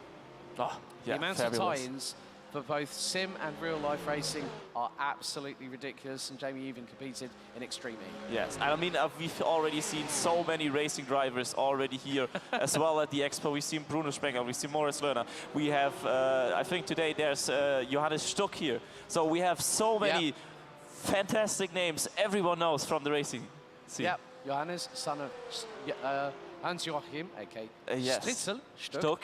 Yep. The man who famously used... Now, a little bit of history. We're talking about sports car racing. BMW, under the leadership of one Jochen Nerpasch, went over during the fuel crisis era in the 1970s with the Batmobile, the 3-litre CSL, to the United States. And the US thought BMW stood for British Motor Works. Well, what did... No. Here's where the story gets even better. Stritzel, whenever they hit the top step of the podium, would yodel. And they say, why do you yodel? Because BMW stands for Bavarian Motorworks. Yes. And we are, of course, In Bavaria. So that just goes to show how much of German motorsport culture is loved by everybody. Oh, yes, most definitely. And you know what, Alex? I am going to head off to a quick break, and I'll give the microphone over to, you know him already from... Let's welcome back Paul Glover into the commentary box. Thank you very much, Corby. Myself and Corby are going to take a little bit of a breather, so Corby will get a little bit of a respite. But with an hour and 4 minutes to go, welcome back into the commentary box, Mr. Paul Glover. Good morning. Good morning, sir. How are you? Revved up, ready to go. Well, I have been since about 7 o'clock this morning when I woke up, but, mate, from ACC, you now get a bit of iRacing commentary under your belt as well. I mean, do, yeah. What have you thought so far of the race? I actually watched the start. It's intense, isn't it? And Monza, as we know, is, I'm sure, you know, the circuit, one of the fastest around the world, you know, high speeds, into the famous chicane here as we're watching the view. It's been great. And so I've been watching. I can see there's Porsches, Mercedes. Yeah, we've got 4 cars, and they're all being used. BMW M4, which just so happens to be... I hadn't spotted any BMWs on the stream, we but have I was got watching one. anyway. Okay. Thanks to our good friends at Gridfinder. Ah, yes. So they're currently running in 18th position, which is exactly where they finished the professional trophy final round yesterday. How's about that for karma? But no, I mean, Team Redline, that was... you know, they were leading. Light up the rear tyres coming out of the pit lane, then the car stops on the pit lane exit, and that is, unfortunately, I think I couldn't tell if that, I mean, was that a disconnect? Because that's what it looked like to me, because the car just literally stopped. I didn't know if maybe they realised they left the pits, the car had refueled or something like that, and they had to go back. But I think the other thing was, if it wasn't a disconnect, possibly a hardware or software failure. Yeah. And that's one of the 3 big things that can cause an issue. But with, you know, just over an hour of this race to go, I mean, Monza, you can't get a better circuit for flat-out, full-throttle GT3 racing. No, indeed. It's all, you know, I mean, I know we were talking about yesterday about the slipstream, but around here, it's such a greater influence on being able to make, especially to the parabolica, and coming out of the parabolica. You see, you're doing exactly the same as Corby. It was called parabolica. It was actually quite recently, in the last couple of years, named after Michele Alboreto. Oh, right, okay. Well, it's still always going to be the parabolica hey, to you me. know what? You do your thing, I'll do mine. But no, I mean, to see, side-by-side action like this, Veloce versus what will be ASAP Triton Racing number 10, and Veloce with Dominic Hoffman getting through. Good to see the Veloce team, you know, going strong like they were yesterday in the Honda, in the Pro Trophy. Yeah, definitely. But it really is good to see that, I mean, balance of performance. We didn't have that in the professional trophy. We've got it here. And that just sort of like equalises everything. Just tries to put, you know... Keep the bunch all nicely bunched together, you know. Strangling the horses on the 6.2 litre V8 Mercedes AMG GT3 Evo. Well, yeah, we all know how quick that is in a straight line, right? It's like a rocket ship. Exactly that. And yeah, I've been watching. There's been some absolutely wonderful battles, and I wouldn't expect anything less, to be honest. You know, a lot of the teams I recognise from yesterday as well, and it's good to see Brabham taking part in this again. I must admit, I do love the green of the Brabham. I think it kind of harks back to the old days, doesn't it? It's the JPS livery without the JPS livery, if you know what I'm saying. But bringing a little bit of British racing green. Oh, who loves it? I mean, being a Brit, of course, I love the British racing green. I think it's kind of, if you're a motorsport fan, you know of the British racing green, don't you? So, yeah, lovely view here on the rear wing of the WS Racing Esports Mercedes. Indeed, with Brabham very much in their rear view mirrors right now. Just, seeing the delta in between the 2 cars in the middle there. I love the fact here we get to see the gears and the revs and the current speed. So let's see how fast that Brabham Esports car will be following in the wake of the Mercedes in front. Let's see if they can get a little bit up more speed, but obviously everybody's going to be carrying a little bit of different wing here and there. I wasn't able to get very close, but under braking, definitely a little bit more confident there. Yeah, that's very much the case. I mean, it's always been the way with these kind of cars. They do tend to provide some great. I mean, you know, when you think about it, the Porsche itself. Yeah. 565 horsepower. 3.6. Well, depending on which generation you go to, the current generation, if I remember correctly, is a 4-litre flat six turbocharged engine. Mercedes can't love a bit of an AMG V8. You know, before Mercedes went down the more, you know, low capacity CC displacement. Yeah. You know, 6.2 litre naturally aspirated V8. And I still remember being called out on a sim racing commentary saying, no, it's a 4-litre twin turbo V8 like the road car. No, it's never been like that on both generations. The original GT3 and then the 21 car getting a little bit, the Door Esports car, they get a little bit loose as it came out of the corner and hit a little bit of gravel. And I don't know, it doesn't seem to have affected them. I thought they would have probably slowed down, but I think they kept their foot in. So carried enough speed there, but got a Mercedes pulling nicely out the way of their nicely done by the back marker there. Yeah, I was going to ask you a question because you've been in Hall 9 at the Logitech G stand. Yeah. What's the noise been like with all the speaker systems rumbling? I mean, I was saying to somebody earlier on, I was like, normally I'm a big music and podcast fan, and I've been enjoying the peace and quiet.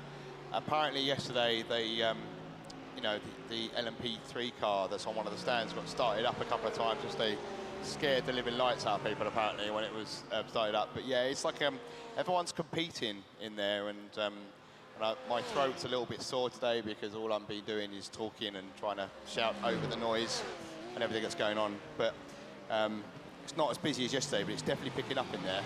There is a buzz around the place, which is really good to see.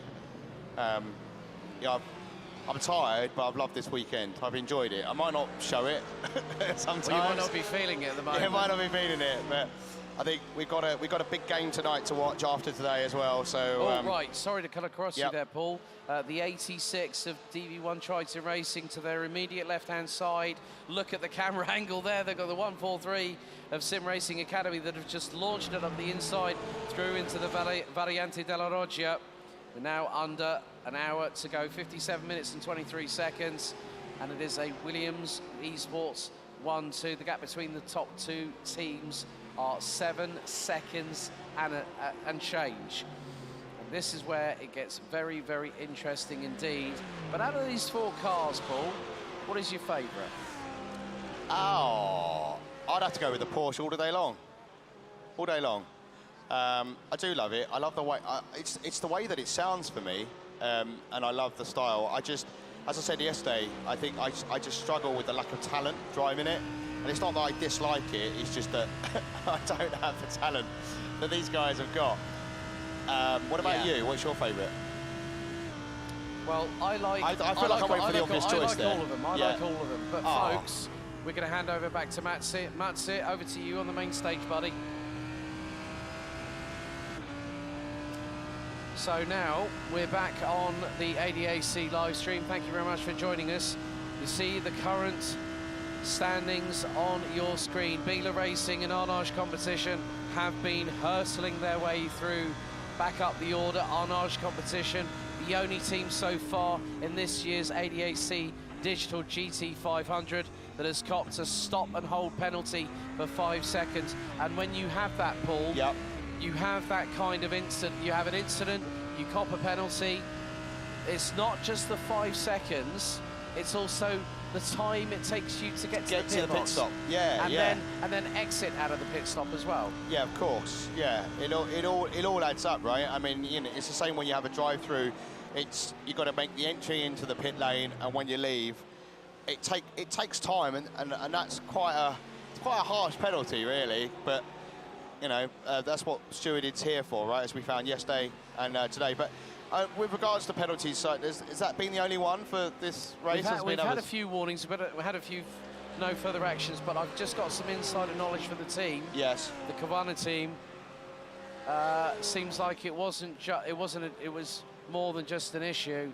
It was a run out of fuel issue and several other errors. So I might have been right then with the pit stop going wrong potentially. It just looked a bit strange. If it was a disconnect, I would have expected the car to disappear potentially. Right, for the first time this weekend, wow, we can actually hear each ourselves. other. There we go. Oh my God, that makes such a difference. I know, because we've had one can off our heads for the rest of the weekend. But a big thank you to Mateusz and his team who have been doing this fantastic broadcast here. So yeah, and that really makes a difference to be able to actually hear you, because sometimes I'm like, what is he saying? What? Yeah. What are you talking about, man? Yeah, and I felt there was a couple of times yesterday where we think we were talking over each other because we couldn't hear the other one was actually talking. So I'm like having to go like this to hear what Corby's saying. Yeah. So I mean, you know, what we're gonna, hopefully we're gonna get Corby back to jump in. I know you're gonna jump onto my side. Yeah, of the that's right. box. Yeah, give you a bit of a break, and then you guys can obviously do. Well, I got to get back to the stand. I've got other duties that I got to undertake. But well, you know what, Paul, I'll give you credit. To jump in. I mean, like me and Steve and Dan from SGP had a little chat, and you were like saying, I don't mind doing a bit more, because also it gives you more. From a commentator's perspective, having got a lot of skin in the game, not just in sim racing but in real life. Yeah. This is your first real proper. Yeah, like on-site experience. stuff. I've done a lot of remote commentary, and my first kind of foray into doing this kind of stuff is I helped out doing replays for an SRO series. Yes. So I've done bits and pieces. I do a lot of commentary for Dan. And I'm doing some commentary in the new year for him. But I do the whole thing. I do the broadcast and the commentary at the same time. So I'm like, that takes me a little while getting into the flow. But actually, I enjoy both elements of it. I enjoy doing the broadcast. I enjoy talking about it as well. So I like being in control, basically, Alex, is what I'm saying.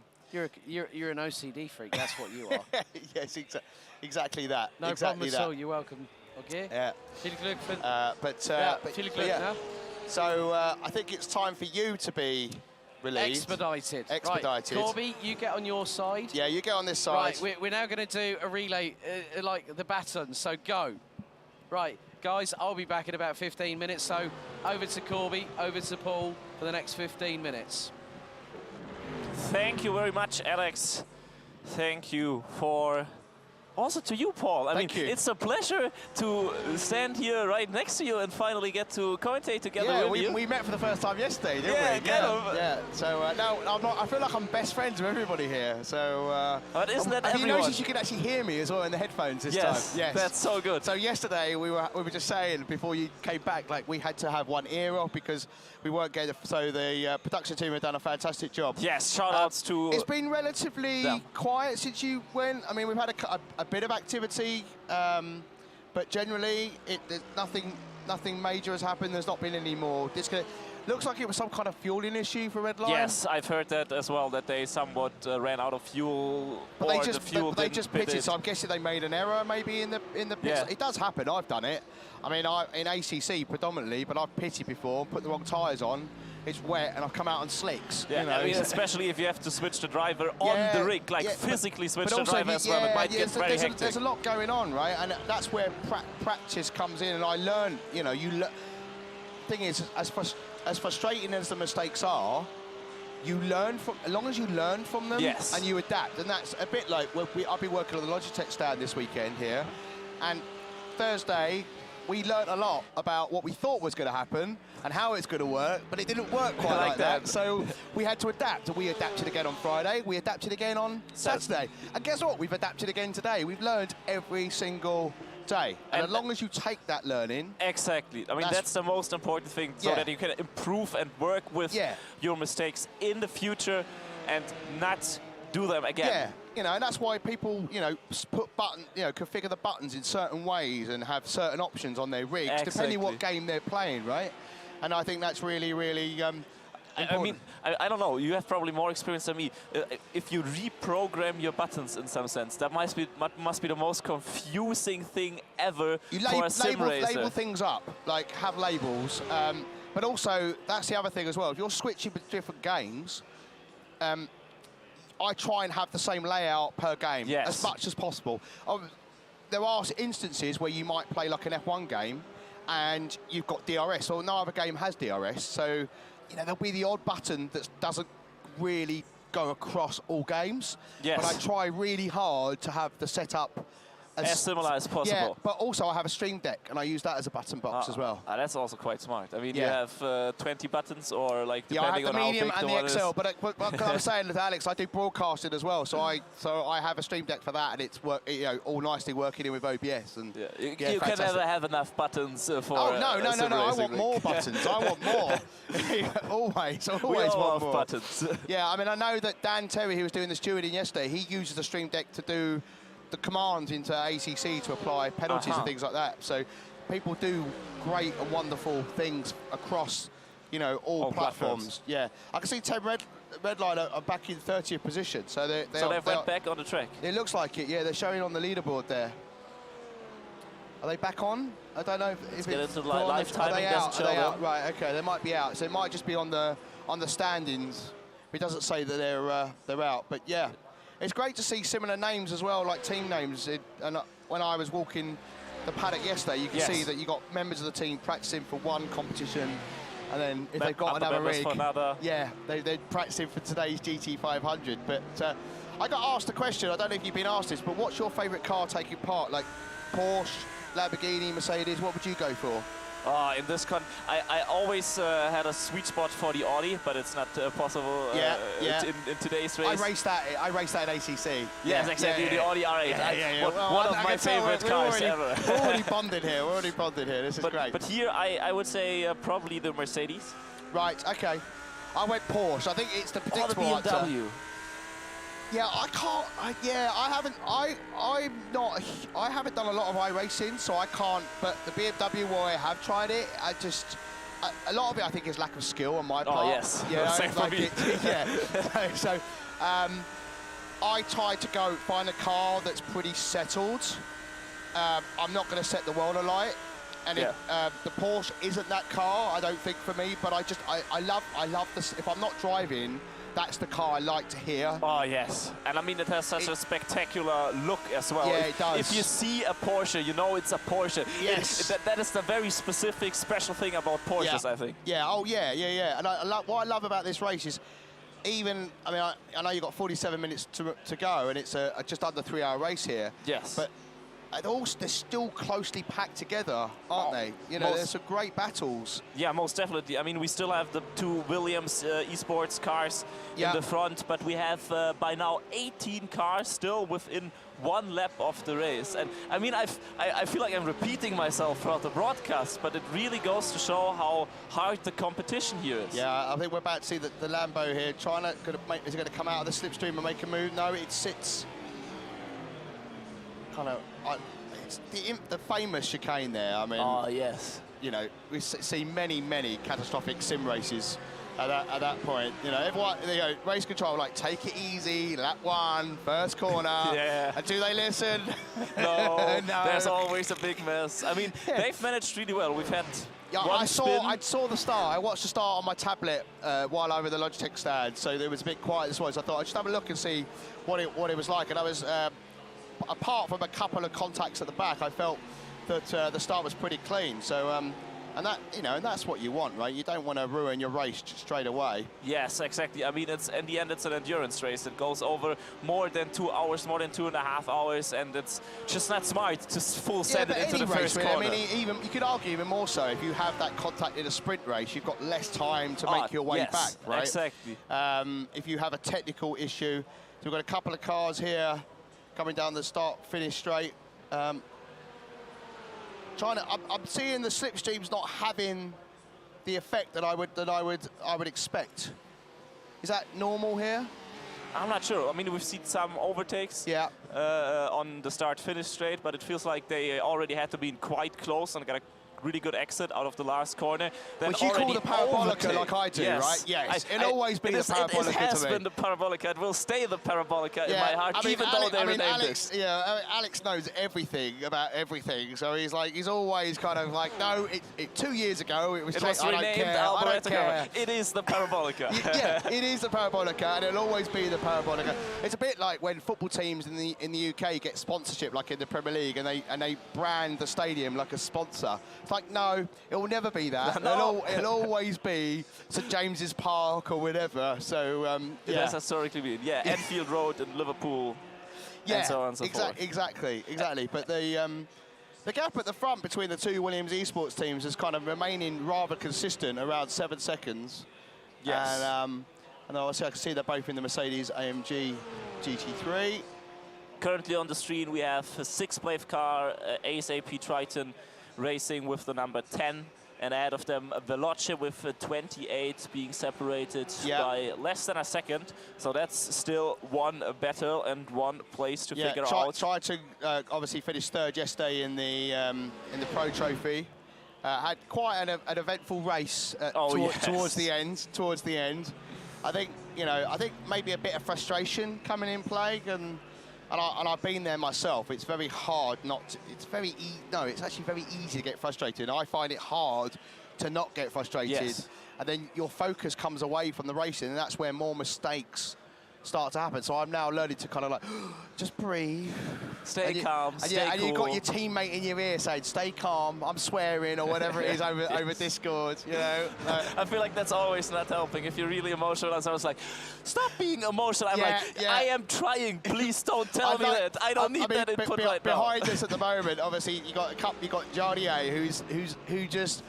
who's on the stage as we're commentating this, so he's on the mainstream, and I'd like to be more like him. Like, how does he stay so goddamn cool?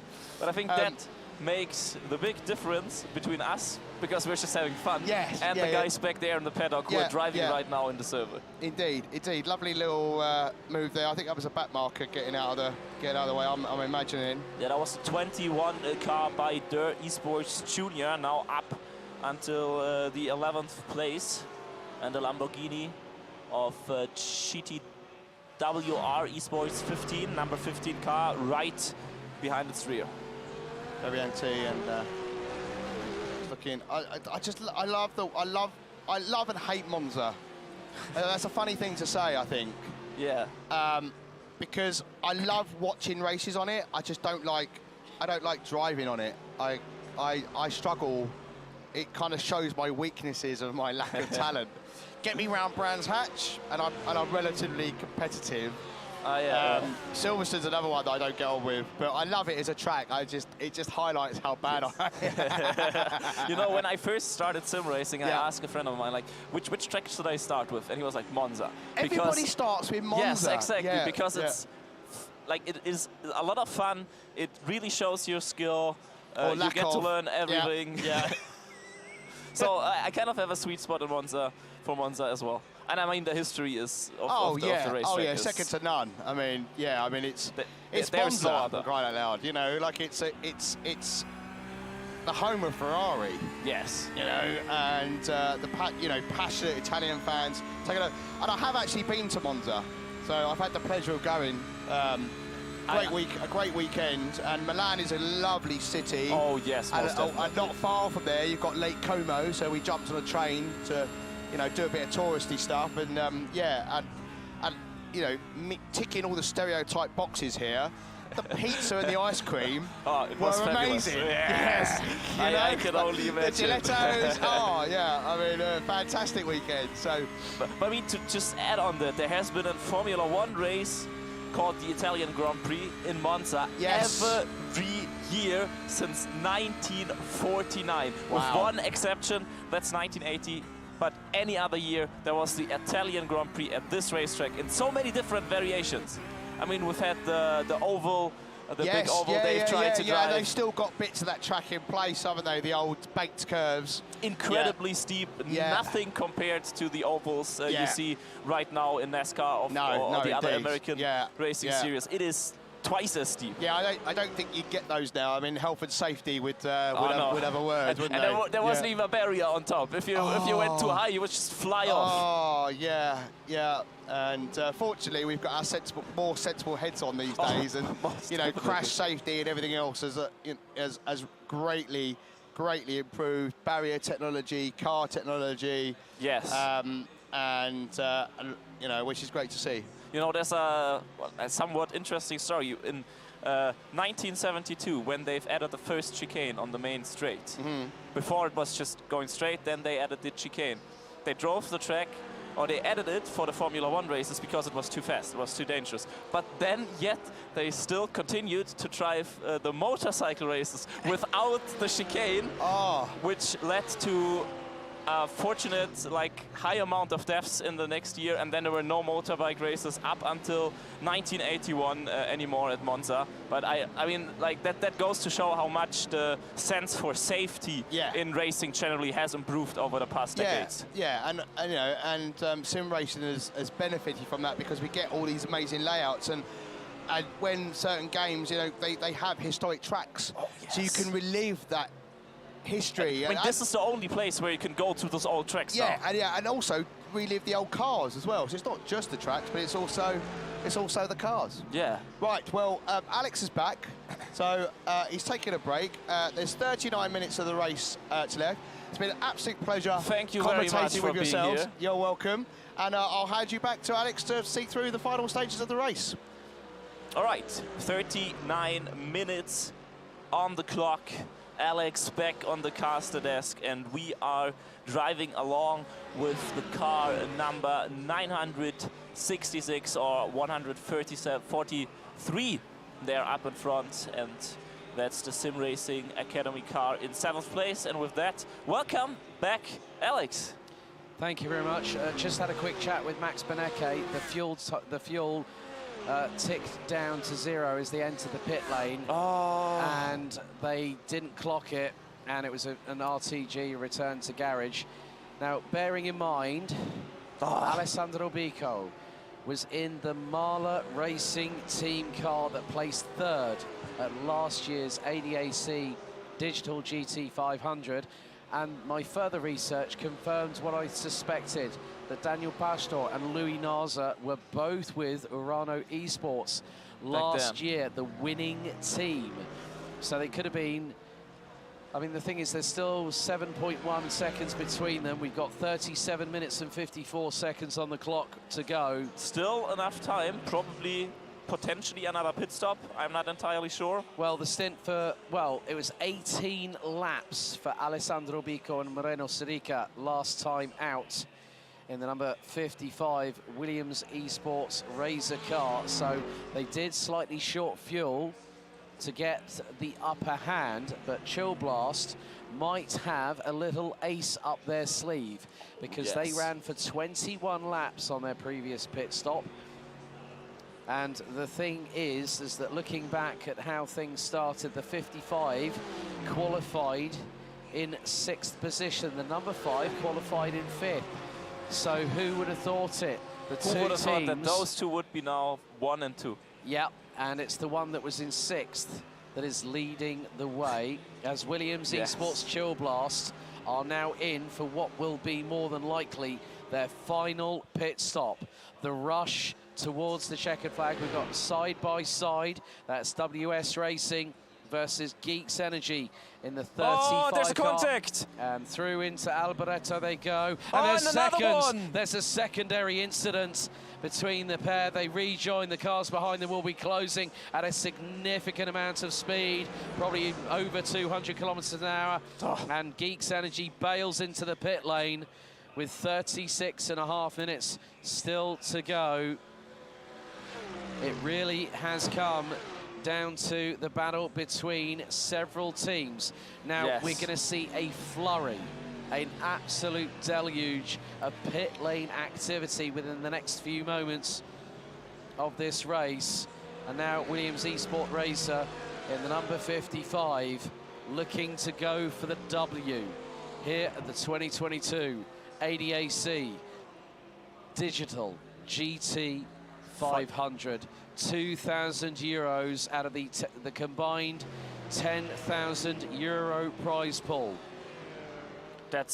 And not only that, you have this prestigious name of the trophy of the race. I think it's more about honor for the drivers. It's more about winning it here on LAN at the ADAC SimRacing Expo than actually about the money. It is. It is about, it's a prestigious title on that front, and what we have is a crescendo building. Here's the replay powered by Heusinkveld. There's the first impact going into Alboreto, and then there's the second one. Not too sure what I make of that one. It was a bit of one, it's tit for tat there, I'm afraid, but look at the rate of knots. As you can see, Geeks Energy pulling into the pit lane and nearly gets hit from behind. Nearly gets hit from behind by one of the Mercedes closing it. Oh my goodness me, there are more dramas than you can shake a stick at. There's the 86 car. That's the DV1 Triton Racing, currently in 7th place. We have another car, another Porsche, entering the pit lane. No, that's a Mercedes. Oh, Mercedes. That was I'm WS sorry. Racing, the 512. But look at Team Fordzilla closing in on DV1 Triton Racing. This looks to be a battle for position. And this is where it's going to get rather... It's fingernail biting time. Yes. And Josh Poulain in the 966. Fordzilla have done a fantastic job so far. Starting P13, gap less than 2.5 tenths of a second in the battle for P7. So Williams Esports Razor on their last stint did 20 laps. They were in the box for 29.1 seconds. And these two here, 7th and 8th, bumping over the curves through the Variante della Roggia. Now we move back to 2nd and 3rd place. More pit stops happening. Gridfinder in the pit lane. Beeler Racing, who were up into the top 10. Williams Esports Chill Blast have now rejoined. They were in the pits for 41.5 seconds. That says to me... That is a long time. That says to me that new tyres and a full, nearly a full tank of fuel might have gone on board that Mercedes-AMG GT3 Evo. Think of it this way, Corby. Yesterday, Williams Esports triumphed by taking not only their 2nd professional trophy win as in many races, but also with it taking the 2022 ADA SimRacing Expo professional trophy by SimRacing GP title. And now they're here again in the lead, looking at least somewhat comfortable to drive this home if not any big unexpected things happen. But we're here in racing. Anything can happen up until the checkered flag is shown. Yeah, that's very, very true. Koen Klopman from Arnage Competition battling away with Tobias Schmidt for IES SimRacing Schweiz in the 269. Porsche against Porsche once again. We have seen some very, very distinctive battles, and it was only Arnage Competition would have been one of the favourites had it not been for that stop and hold 5-second penalty in the first half an hour of the race. That just goes to show one thing can turn your race around and turn the apple cart upside down, and that's exactly what's happened. And then we look behind. There's a cut. There's a three-way scrap. There's a further 3 Porsches in the distance. And they are jockeying for position, one trying to break the toe of the car behind. Going into Curva Alboreto at turn number 11. This 5.148 kilometre circuit for this year's edition of the ADAC Digital GT500. Right, under investigation, no surprise, 35 and 512. Geeks Energy and WS Racing Esports. Incident number 10, under investigation by Race Control as we hit the 31.5-minute mark, still to go. Very interested on what Race Control is going to decide and have on that one. We'll figure that out in a few minutes. So far, their decisions have been quick and correct. Yes, they have. And we have to credit the team from the ADAC. Oh, most definitely. We also have to thank the assistance of Ricardo, who's provided us with relevant information. Mateusz Nogat versus Michael Hechel for Door Esports, battling for 2nd position, 152 against the number 20. But I'm trying to see which car is behind. That looks to be possibly the, just seeing, might have been a lapped car. Might have been, well, might have been. That's the 66, right? It might have been the 88. It might have been the 88 that currently sits, who is a lap down in 15th position. The 69 car not having a great run either. I mean, Team Redline retiring on lap 49 after I spoke with Max Benecke, actually person to person, which was a nice change. They are, I'll be honest with you, Team Redline, I'm not at all surprised. They're disappointed with what's happened. Yeah. They have started packing up, which is completely 100% understandable. And I said, look, I'm really pleased that we've had you here. Commiserations. Yeah, I mean, if you can tell people that, they respect it. Yes, most definitely. And I mean, it happened. You Yeah. cannot change it anymore. So you have to work with it and learn your lessons. Yep, as now 152 and 20 into the pits. Now the flurry starts. 88 in the pit lane. Now it's going to be interesting on who comes out first between ASAP Triton Racing, Der Esports and Veloce. Yes, that it will be.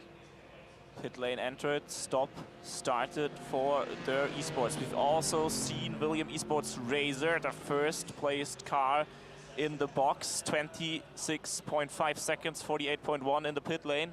That was for the previous stint. So we now see cars stationary, engines switched off. Now, oh right, oh that's a brilliant jump by the ASAP Triton Racing 152 to still stay ahead. They were in the box respectively, 9.3 seconds for Der Esports and 8.5 for ASAP Triton Racing in the 152. So 0.8 of a second deciding who was going to be out of the pit lane first. 23.9 seconds was the total time in pit lane for Der Esports. ASAP Triton Racing, 24.5 seconds. Oh, 5-second time penalty. Number 35 is the second one handed out during the race at this late stage. That's the Geeks Energy car, currently in 26th place. Right, that is not really going to compromise their race. That's going to, no, that's the 17 I was looking at. It's the 35 we've got to be more careful of. Well, that's not really, that's going to keep them in 25th position, 26th position, my apologies there. But now, all top four in the pit lane. Forzilla yet to pit. Der Esports Junior yet to pit. And that is going to put Williams Esports Chill Blast into the Hunters pack. Oh yes, it is going to be intense for the remaining 27 minutes and 38 seconds of the race. We see Der Esports chasing down ASAP Triton Racing in the name of Michael Reche down into the previously Parabolica, now Alboreto Corva.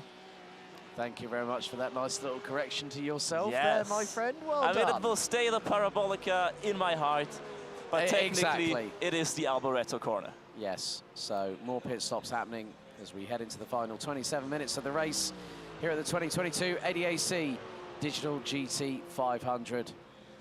Now we wait to see what will happen in pit lane as to who will be leading the race as the race to the checkered flag continues here in earnest here at Autodromo Nazionale di Monza, the home territory of the two teams, one of the teams in terms of the drivers at the sharper end of the grid. And that just goes to show your luck is what you make of it. Oh yes. Lady Luck can be on your side. But you also have to take that opportunity and seize it. Yeah. Last year, it was Urano Esports, and it was Louis Naza and Daniel Pashto. They've been reunited for this event because they won it last year. They're currently running in second position. BS Competition Red and Mahler Racing Team rounded out the top three last year when we were at the Nürburgring in mid-September. But now, here in early December, we're getting towards the last foray, the last salvo of action. Axel Kjær and Bastian Richter for Gridfinder and Unicorns of Love. And Richter absolutely had the run on the number 8 BMW M4 GT3 as they go through Curva Alboreto once again. The total amount of laps due to be a scheduled 88 by the estimation of the total racing time, which is the best part of nearly 2 hours and 40 minutes. Yes. Currently lap 71 for the leading car of the William Esports Razor team. The first 16 cars still within one lap. And after 88 laps, it will be the case of nearly 453 kilometers of total distance covered. And in miles, I have no clue. don't worry, I'm finding that out. Nearly 288 miles of competitive racing action. Oh, and we still have more racing action to come, as seen here. The 21 car in the lead, that's Der Esports Junior, still yet to pit, now in second place. Yeah, it's been an absolute slobber knocker here at this fantastic circuit that is now officially 100 years old. Oh, it's nearly yes. it's over double my age by about 10 years. I hate to think, I'm not going to ask your age, buddy, but it is 4 times my age. 25. Pretty much exactly. I'm old enough to be your dad, mate. But hey, you know, joking aside, this has been a fantastic race. But oh yes, we have had so much drama over the course of the 4 race days of competition, and also the 4 days of the ADAC SimRacing Expo. Here's the battle for P8. These 4 cars covered by about a second. Leo Racing, Gadachain Ballast Esports in the 808s, holding steady onto 8th position. But GTWR Esports in the number 15 was briefly looking up the inside through into the second Lesmo. The Lamborghini runs a little bit wide, trying to pull alongside with 23.5 minutes to go. Well, GTWR puts a curveball in the plans of Leo Racing, Gadachain Ballast Esports, and not only have they lost 8th, they've dropped to 11th position, because Dot Esports Junior and Team Fordzilla in the 21 and the 966 now move up and complete the top 10. 23 minutes to go. It's flat out until the checkered. What an overtake. I mean, that's what we're talking about when we talk about seize the moment, take your chances, take the opportunity. It is not the usual spot for an overtake. We've seen many cars passing each other on the start-finish straight, well ahead of turn 1, but we have not seen one pass right out of Lesmo 2. On board with Josh Poulain from Team Fordzilla, right in the wheel tracks of the junior squad from Dart Esports, the one who have brought the nightclub vibe to the paddock here in the Nürnberg Messe. And you can just see the 2 Porsches are closing on the Lamborghini. GTWR Esports 15 under threat from 2 cars from Weissach. Sant'Agata Bolognese is trying to uphold Italian pride here on home soil in this race. It's still too close to call. What's going to happen here? Yes. Bumping over the curbs through Della Roggia. And Poulain right at the wheel tracks, looking to pull into the inside of the first Lesmo. Thinks about it, backs out of the move, and now might get the better run. Here we go. Are they going to go up the inside into P9? Not through the second Lesmo, they won't, but they'll get the run. Coming out of the second Lesmo, through Saraglio, down into Variante Ascari. Turns 8, 9, and 10. But Der Esports now getting a good exit out of Lesmo 2, therefore a good run through the straight. It all depends on how they go through this. Oh, the back marker in front. Back marker in front has really compromised number 15, now 21. And here comes Josh Poulain. He's going to make it 3 wide, and he's stretched the eye of the needle through the middle. Brilliant anticipation from Josh Poulain with 21 minutes to go. Team Fordzilla again provide an absolute beautiful move, threading the eye of the needle. It might have been Geeks Energy, I think, that were the car that compromised the number 15. And then the number 21, and Josh Poulain was like a rat up a drain pipe. Oh, yes. To use a euphemism there. Absolutely brilliant. And now, what's more, Poulain closing in on GTWR, the Lamborghini under threat. Still the best placed car with the exception of the 2 Mercedes AMG in the front and the Porsches in the top 10. Now 8th place for GTWR Esports. 10 seconds behind DV1 Triton Racing. And maybe We'll take the opportunity at the 20-minute mark here to give you a quick rundown of the grid. We have the both William Esports cars in place 1 and 2. Razor leading the race and Chill Blast in second place. We have ASAP Triton Racing 152 following 21 seconds ahead of the behind the leader and only 2 seconds behind the second placed Williams in third place. Der Esports 4th, ASAP Triton Racing 10 is on 5th, Veloce 6, 7, 8, 9, 10. Those are DVI Triton Racing, GTWR Esports and Team Fortzilla. Let's have a look at the replay. This is where Josh Poulain threaded the eye of the needle. Oh, there's a small contact. And that was the Door Esports car. Had to moved out of the way. The car suddenly, the back end stepped out to the left and the car was in the barriers and it is crabbing. Oh, disaster for Niklas Nolde. Meine Güte, Junge. That's all I'm saying on that one. It has been such a good race for the Der Esports Junior team. They have been going through the field, driving ahead, gaining the places, and now they're still in the pit lane trying to recover from that hit into the wall. Yeah, that just goes to show the minimal tolerances for issues when someone decides to go through the middle of 2 other cars. And maybe Door Esports, Niklas Nolde, not seeing it coming. And that's just quickly one of those things, unfortunately, that you get an incident like that. I feel sorry for Door Esports, but Nolde might not have seen it and then realised and panicked. That can catch people unawares on that front. But we are 18.5 minutes away from the conclusion of the 2022 ADAC Digital GT500. And we still have battles emerging all over the field. It is close from front to back. Right, welcome back. It's down to the final 18.25 minutes of the 2022 ADAC Digital GT500. Alex and Corby in the commentary box. Mate, it's been an absolute brilliant affair. We've just seen Josh Poulain do the threading the eye of the needle move, but Niklas Nolde from Door Esports Junior, and there's an investigation, but there was no, I did not see any contact. 9.66 and 21, so Josh Poulain under investigation by race control. And 21, that's the Der Esports Junior car we've just seen fly off and hit into the barrier. Well, I'll be completely honest with you. Right, we're getting papped left, right, and centre here in the commentary position. Especially, thanks, Lawrence.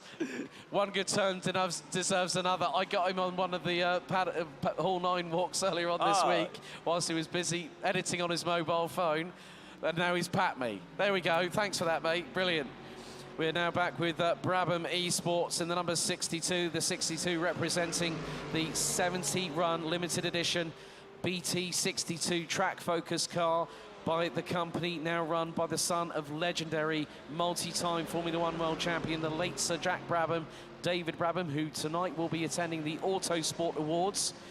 So have a good one, David. Enjoy tonight. There's some contact. Oh, there was a little bit of a love tap from behind on the WS Racing Esports car, the 512.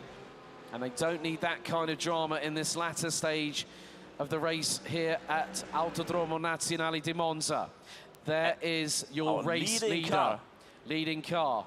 Oh no! Josh Poulain's got a stop and hold 5-second penalty with 16.5 minutes to go. What on earth? I didn't see any contact, but obviously race control. Team Fortzilla car. Yeah, that's Josh Poulain. But there is the Italian driver by the name of Moreno Sirica. Alessandro Bico was third last year in the Mahler Racing Team car, taking third, and it's going to be something special on the virtual recreation of their one of the major home tracks. Adria Raceway no longer in use at the moment, following on from last year, but Josh Poulain is going to be finding out that bad news very shortly, and he will not be happy about that one. Oh, that's for sure. That means that GTWR Esports, yeah, he's pulling to one side. He's let, looks like one of the Ballast Esports car goes through. That's the 808 Leo Racing Gadachain Ballast Esports car, the Mercedes AMG GT3 2020. now getting up with that overtake into 9th place, taking it from Team Fortzilla, and Team Fortzilla immediately serving that penalty. And we've seen the impact those 5-second stop-and-go penalty have already in the beginning of the race, where you start driving in 5th, 6th place, and then after going through the pit lane, you're back in 20th place. Yeah, we're coming towards the last 15 minutes. A total of 88 laps will be completed by the end of the nearly 2 hours and 40 minutes of racing. When we got going at about 10:15 this morning, qualifying was already decided before the event had taken place, so at least the drivers could be fully focused. But here, with 33 teams in competition, and there is, now I recognise the back of that head there, that looks to be Louis Naza for Williams Esports. They brought a 2-car effort here to the digital GT500. And at the moment, Moreno Sirica, last time I checked, was leading by about 18.5 seconds. Yes, 19 seconds now ahead for the leading Williams Esports Razor car. They've done a fantastic job, have Alessandro Bico and Moreno Sirica qualifying the car. They were the car that got the jump on the field. I mean, apart from Redline, here's a replay powered by Heusinkveld. And I think we're gonna see a small hit at the back here from Team Fortzilla, getting here over to the light. And then there's one small hit. There it is. It was the left front that connected from Team Fortzilla on the right rear of Door Esports. I kind of missed that because we saw 2 different angles, and that gave us the absolute right angle to, that's what race control would have seen, and they would have looked at it from a chase cam, like say the bonnet cam on the car involved, but that would have been the 966. Here are the 152 and the 20. So we've got the ASAP Triton Racing 152 and the number 20 of Door Esports. They're still fighting for the podium. They are currently fighting for 3rd place, and they are close. 5th, 10th is Door Esports behind ASAP Triton Racing, flying through the corners, flying through the chicanes, down the straight into the Curve Alboreto. You had to pause there, didn't you? You had to pause there. But I still have to get it in my mind. but this is the difference between taking home €1,000 and 800. So the top 3 prizes, along with the trophies for the ADAC Digital GT500, the winners will get €2,000. Second place, 1,250, and third will be €1,000. So this is the battle for the last of the 4-figure prize pool funds, prize pools in this event. 12.5 minutes to go, and I'm looking at the lap times. Oh, you know what? What have I spotted? Williams Esports Chill Blast are not giving up. Last time around, a 1 minute 48.4. Moreno Sirica, 1 minute 49.1. Folks, we could have a real dynamic. And look at the sector times. Look at the laps.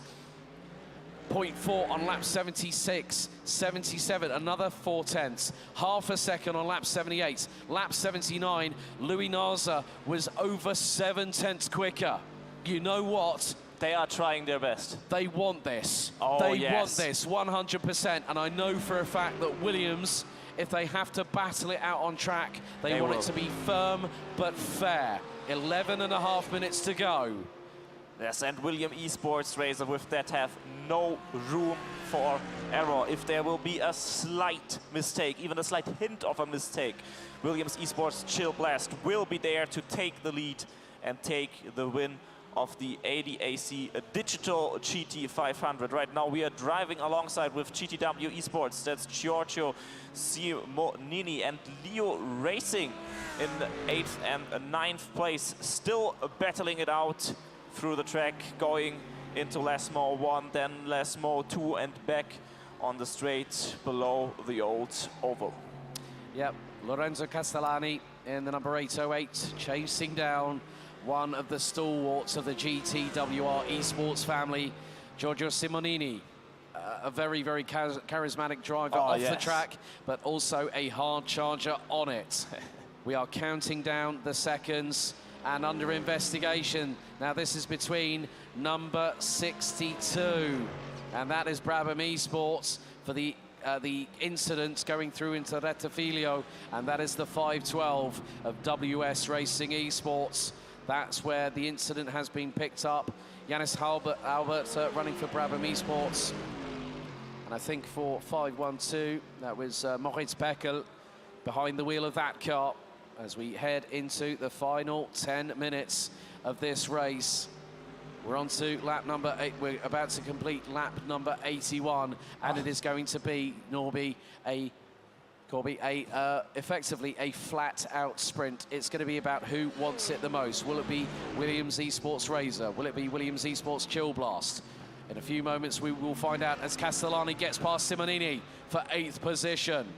So a change, Mercedes bettering Lamborghini on that particular exchange. 6.2 litre naturally aspirated V8 front mounted versus 5.2 litre naturally aspirated V10 mid mounted, both rear wheel drive, both powerhouses, both guttural with the exhaust notes as we go through into the Della Roggia chicane. We ride on board with Giorgio Simonini in the number 15 Lamborghini Huracan GT3 Evo through Lesmo 1. Run the car wide, 2 wheels within the tram lines. No further action for incident number 12. 9 minutes remain. Gap now 16.4. Louis Naza again is pushing the envelope. And what's more, the best lap from the Chill Blast car, 1 minute 47.824. Williams Esports Razor, 1 minute 47.684. I mean, they are running out of time, Williams Esports Chill Blast. If this race would last even the little bit longer, they would eventually gain up onto Williams Esports Razor, and we'll have that battle for first place. But they are running out of time. Well, they are running out of time. They're running out of laps as well, because we are getting towards the last 5 or so laps. What? Oh, yes. Look at the 152.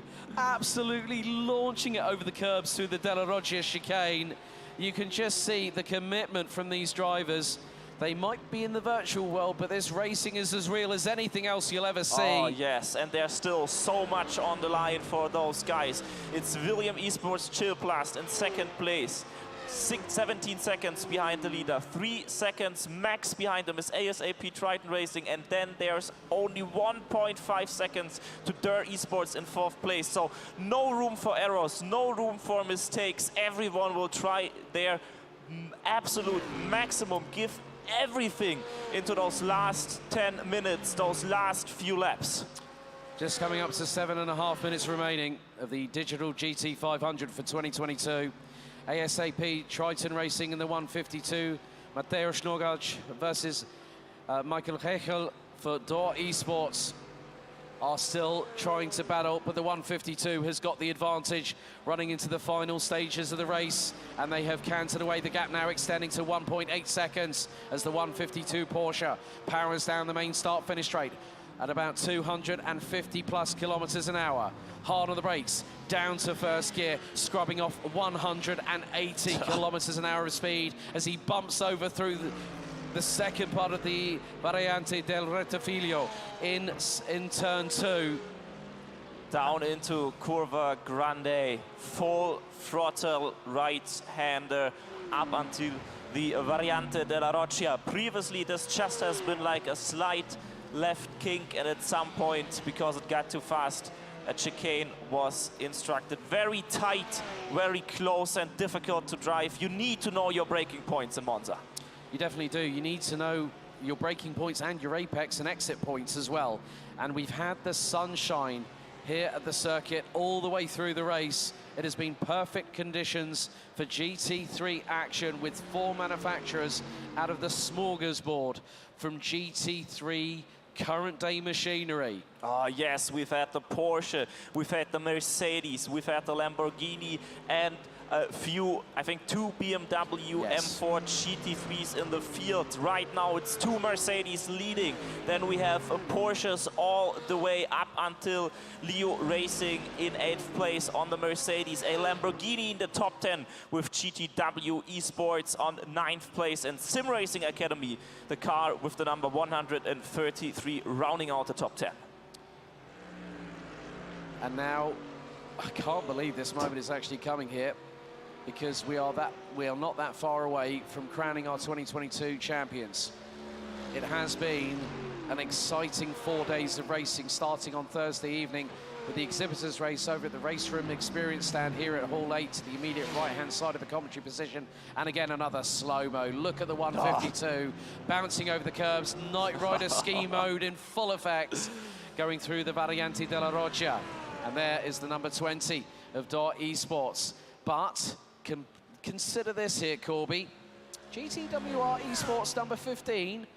Simonini wants to get the upper hand on Castellani in the latter stages of this race as we go to the last 5 minutes of this actually brilliant race. It's so good for the ADAC Digital GT500 to switch it to the Temple of Speed. We have been entertained. Oh, we have definitely been entertained, and I think we will still be entertained for the remaining few minutes of the race. Lorenzo Castellani not being able to build a gap after overtaking Giorgio Simonini, and now he's super close right into turn 1 and 2, the first chicane. Now full throttle, curva grande up until Variante della Roccia. It will stay close, it will stay super hard fought. That it will be. The sands of time slip away into the distance as we keep our eyes peeled on these two gladiators. As effectively, Monza is the Grand Prix equivalent of the old Colosseums back in Rome. Yes. You know, we've got 2 Roman gladiators, but we've also got 2 Roman gladiators leading the way with Williams Esports Razor.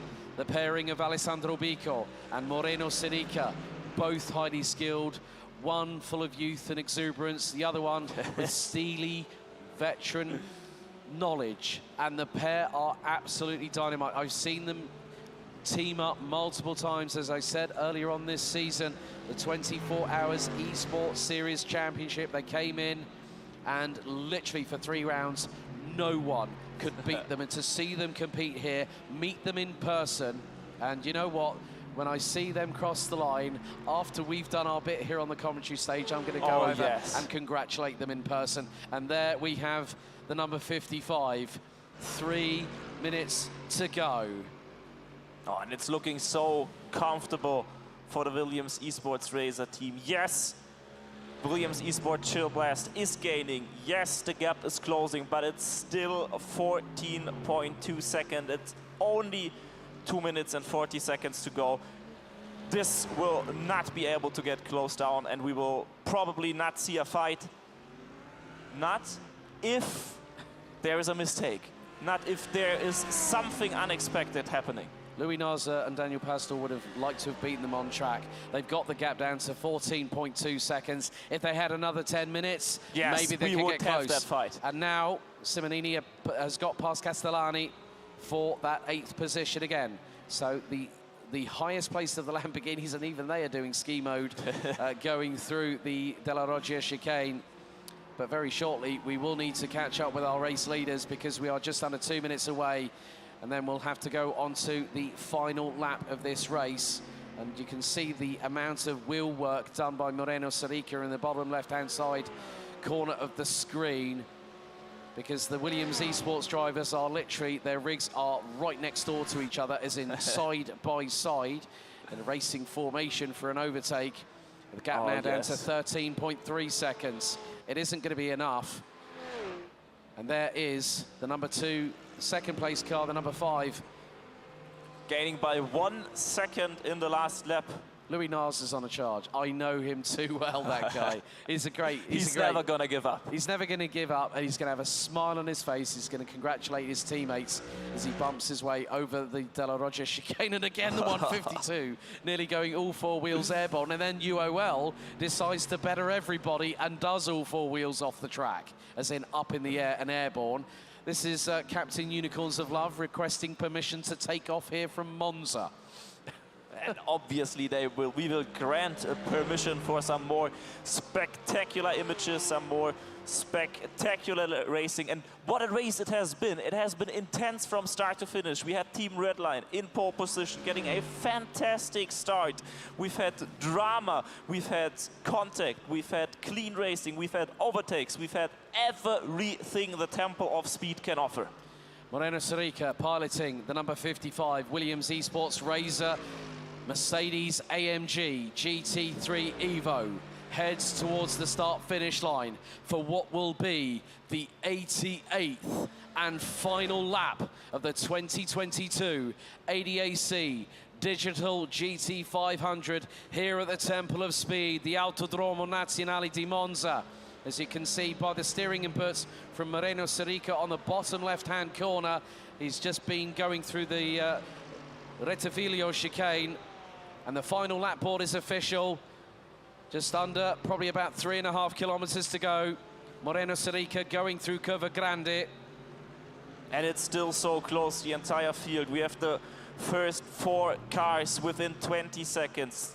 The first 5 cars within 30, 40 seconds only until Veloce in 6th place. It goes to show how high the competition is. We have 14 cars within 1 lap, and we have a dominating, a clean race leader with Williams Esports Racer.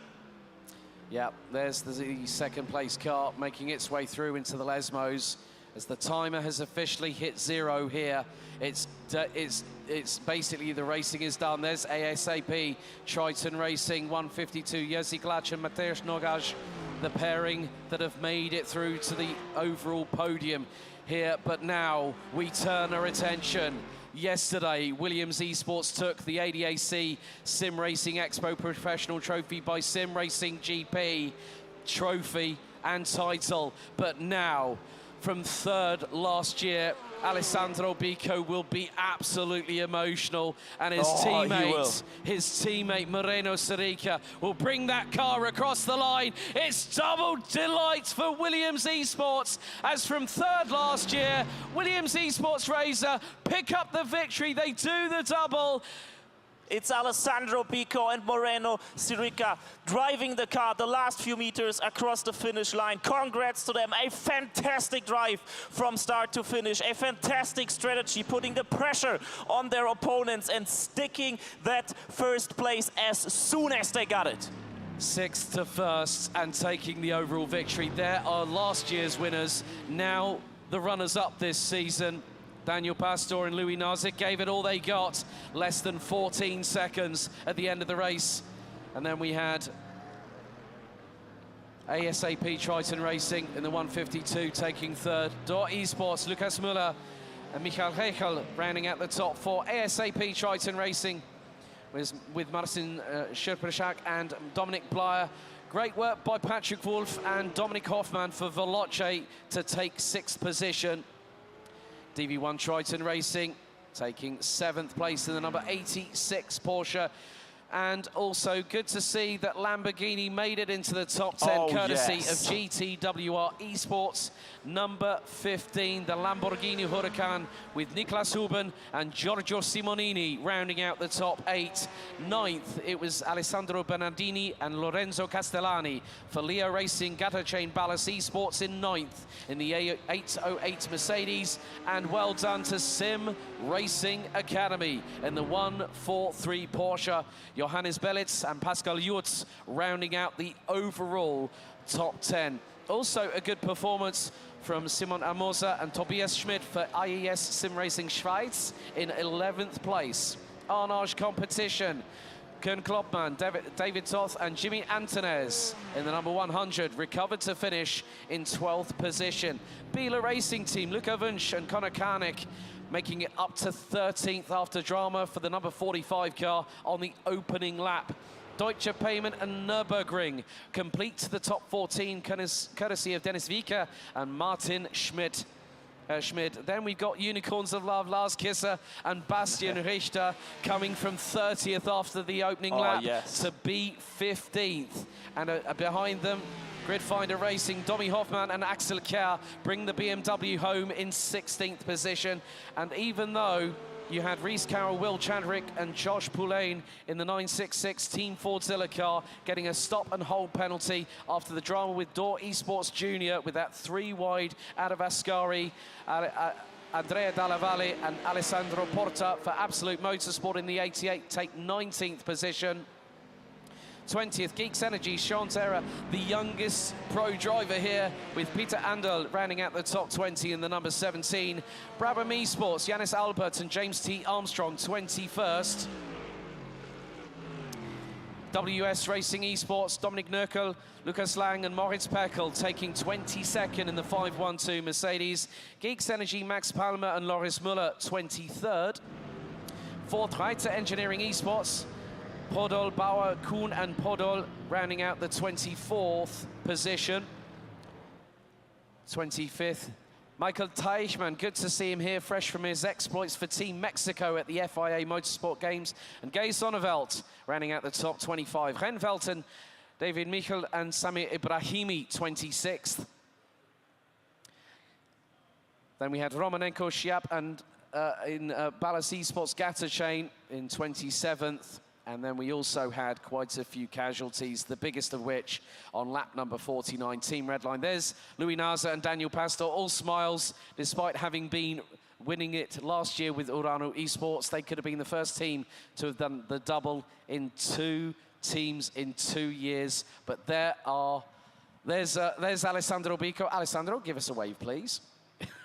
Smile. I don't think he can hear us. Well, he should be able to. He's just behind the back of the stage. No, but they're behind the stage there. Everyone's giving congratulations to them. Williams winning.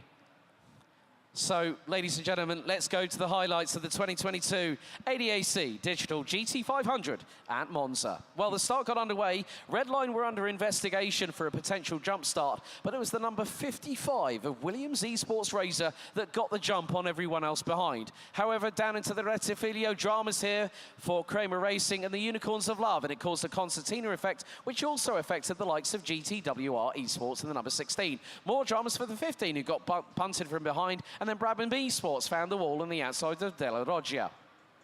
Yeah, we've had a spin coming out of Lesmore 1 with a hard hit into the barrier and the first casualty of the race. Yeah, Biela Racing managing to make their way up the order. That 1080 didn't help. But then, this was the bump draft moment between 55 and 100. Williams Esports Razor pulling alongside, using the side draft to get through into second position past Arnage Competition with a handful of Porsches behind. I've had a moment of the esports here outside of Lesmo 2, getting overtaken by 2 cars here, by just going a bit wide.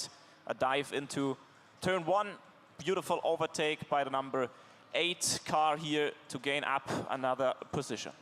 Yeah, that was Gridfinder and the number 69, and there was further dramas between the 16 and the 69 at Della Roggia, and there was smoke billowing from the back end of the 69 Porsche 911, and that really was game over for that car. Then there was more dramas with the 15 and the 143. GTWR versus SimRacing Academy, the latter forced out wide coming out of Della Roggia, and then it was 3 wide with Door Esports, and then this moment here, one of the moves of the race. Overtake. 152, and it was ASAP Triton Racing doing a number on both Williams Esports Razor and Arnage Competition, coming out of Alboreto and heading down into Della Roggia, and then the number 10 obliged, dropping Arnage down a further position with the number 5, but then the accident between them happened, and that caused Arnage Competition's race and contention for the ADAC GT500 to be out and for the count. The number 21 of the junior team from Door Esports also lost the back end going through the Rettifilio chicane.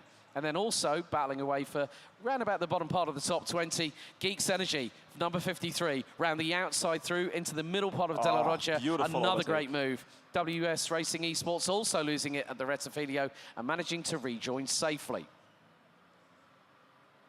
Now that was about 1 hour 54 to go on the race. We had the first pit stops coming in, and William Esports doing the strategy trick on Team Redline, shortening their pit stop and therefore leaving the pit lane right at the back, at the rear of Team Redline, and putting the pressure on for the continuing 20 to 30 minutes. Dort Esports Junior versus Deutsche Payment Nürburgring down the start-finish straight with the number 21 getting ahead. But that was just the first part of the chapter. Here's the 3-wide moment that we saw coming out of Ascari with Deutsche Payment on the in the middle. Absolute Motorsport towards the inside of Alboreto, but Dort Esports Junior getting the better of them.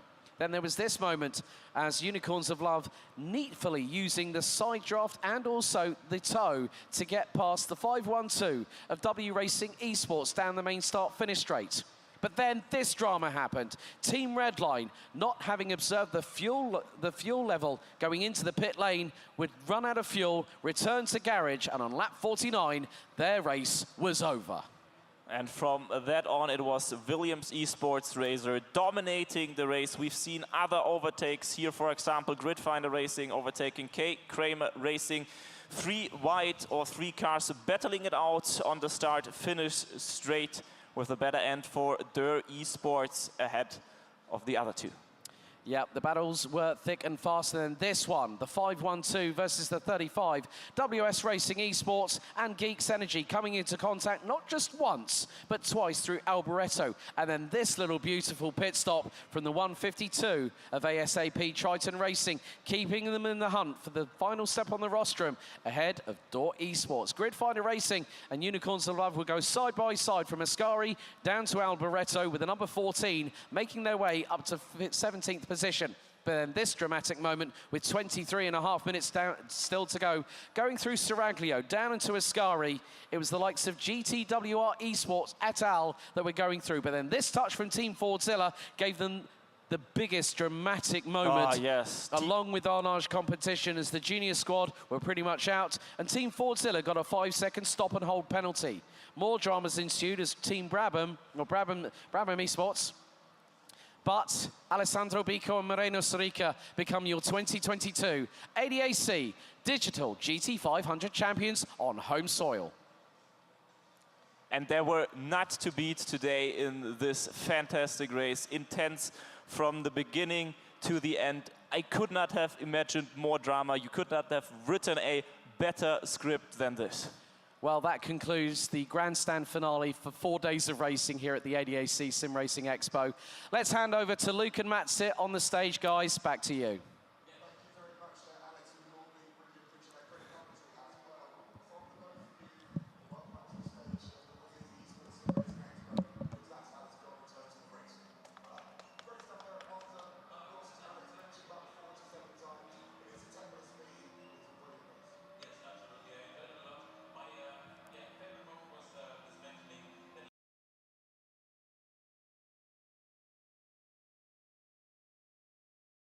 Of course, as Alex mentioned about 47 times, it is a temple of speed, but it was a brilliant race. Yes, absolutely. I enjoyed it a lot. My favorite moment was this mentioning that you have to know your braking points at Monza. It's really, really so important. I just didn't know that. That's the biggest thing you've learned, isn't it, this week? That you have to know where to brake. Absolutely. If you don't know where to brake, you just hit the car in front of you. It helps you. What can I say? It is that. As simple as that. But now it's time to indeed announce our top 3, and in 3rd position in the ADAC GT500, it is Triton Racing. Where are they? Triton Racing, give it up for the guys. Congratulations. Congrats. And here are your trophies, of course. And while they are handed to you, there you go. I only have one question. So, who wants to answer? What's your perception of the race, perhaps? Just give it a little recap. Yeah, I'm really happy that we ended up on 3rd position. We've put a lot of effort in the training, and I'm really happy that we managed to achieve P3, that high result. We wanted, of course, higher position, but we are really happy that we managed to get P3. Congratulations again. Please stay on stage, and we go on with the ceremony. Come on, lads. In second position then of the ADAC GT500, it is Williams Chillblast. And here they're coming. Come on, Williams Chillblast. There we go. Yes, congratulations, guys. And here are your trophies, of course. Yes, fair handshakes over here. Who wants to answer my question? You, perhaps? Like, it's only one. It's only concerning your perception if we get of the Triton. race. How are you doing? Guys, if you guys go in the middle, Williams go in the How middle. do you do? What's your perception of the race? It was really, really good. We've had a really rough start. We lost a few positions, and then we really had to catch everything back up. And it worked really well for us. We've made a really good strategy, and it worked out perfectly, pretty much. Congratulations to that. Very nice racing. This is your trophy. Second place, Williams Esports. Congrats again. If you could just stick around, because I have a big group picture in a minute. And for the second day in a row in our major championships, and well, we've just seen one of their teams, the winner of the ADAC 2022 GT500 is Williams Razor. They are coming from somewhere. You're already there, guys, right? Come into the middle here, then. Come on, come in the middle. Hey, congrats, first of all. And is there anything you want to say, like your perception of the race? Thank you. Something? First of all, I guess thanks to the team, because we worked together during the last week very hard to find the good balance for the race and for the qualifying. And then, of course, at the start, he did a brilliant job, managed to put our car in a really good place. And then, of course, Triton and Redline had their own problems, and from that point onwards, we just managed the race. And you did very, very well. That's your first place. Here come your trophies, of course, and there's the applause from the audience right now, right? Yes, we have some, I guess. Also, other teams, thank you for being so fair to come around. And then, please, the other teams step forward. We'll go to the middle, have a nice picture. Come to the middle of the stage for a winner's picture. Come back up. Yeah, either side. Of course, yeah. It's branding. You're very welcome to also step on stage, ladies. If one of you go either side, be a nice picture.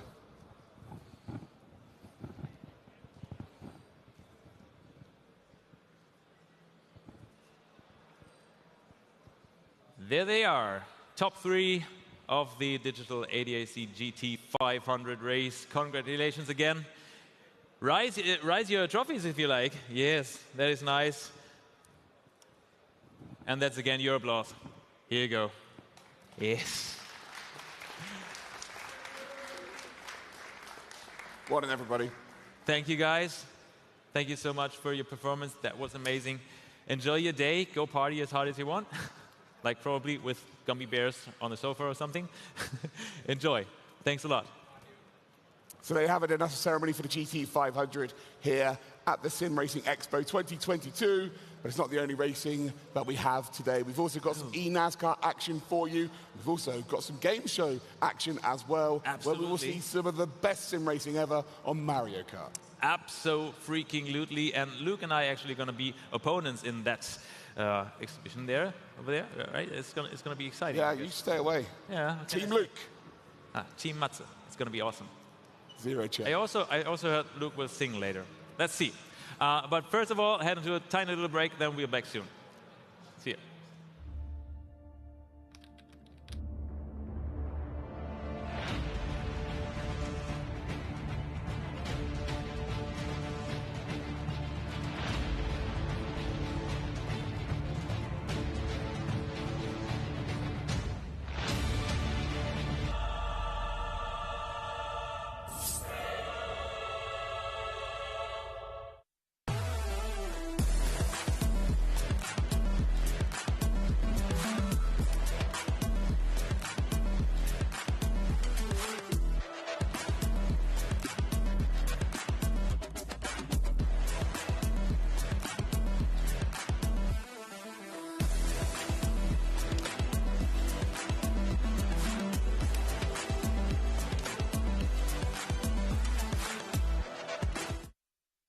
the work on the simulator can really improve our performance on the track. We have seen we work a lot on the simulator with Alpine.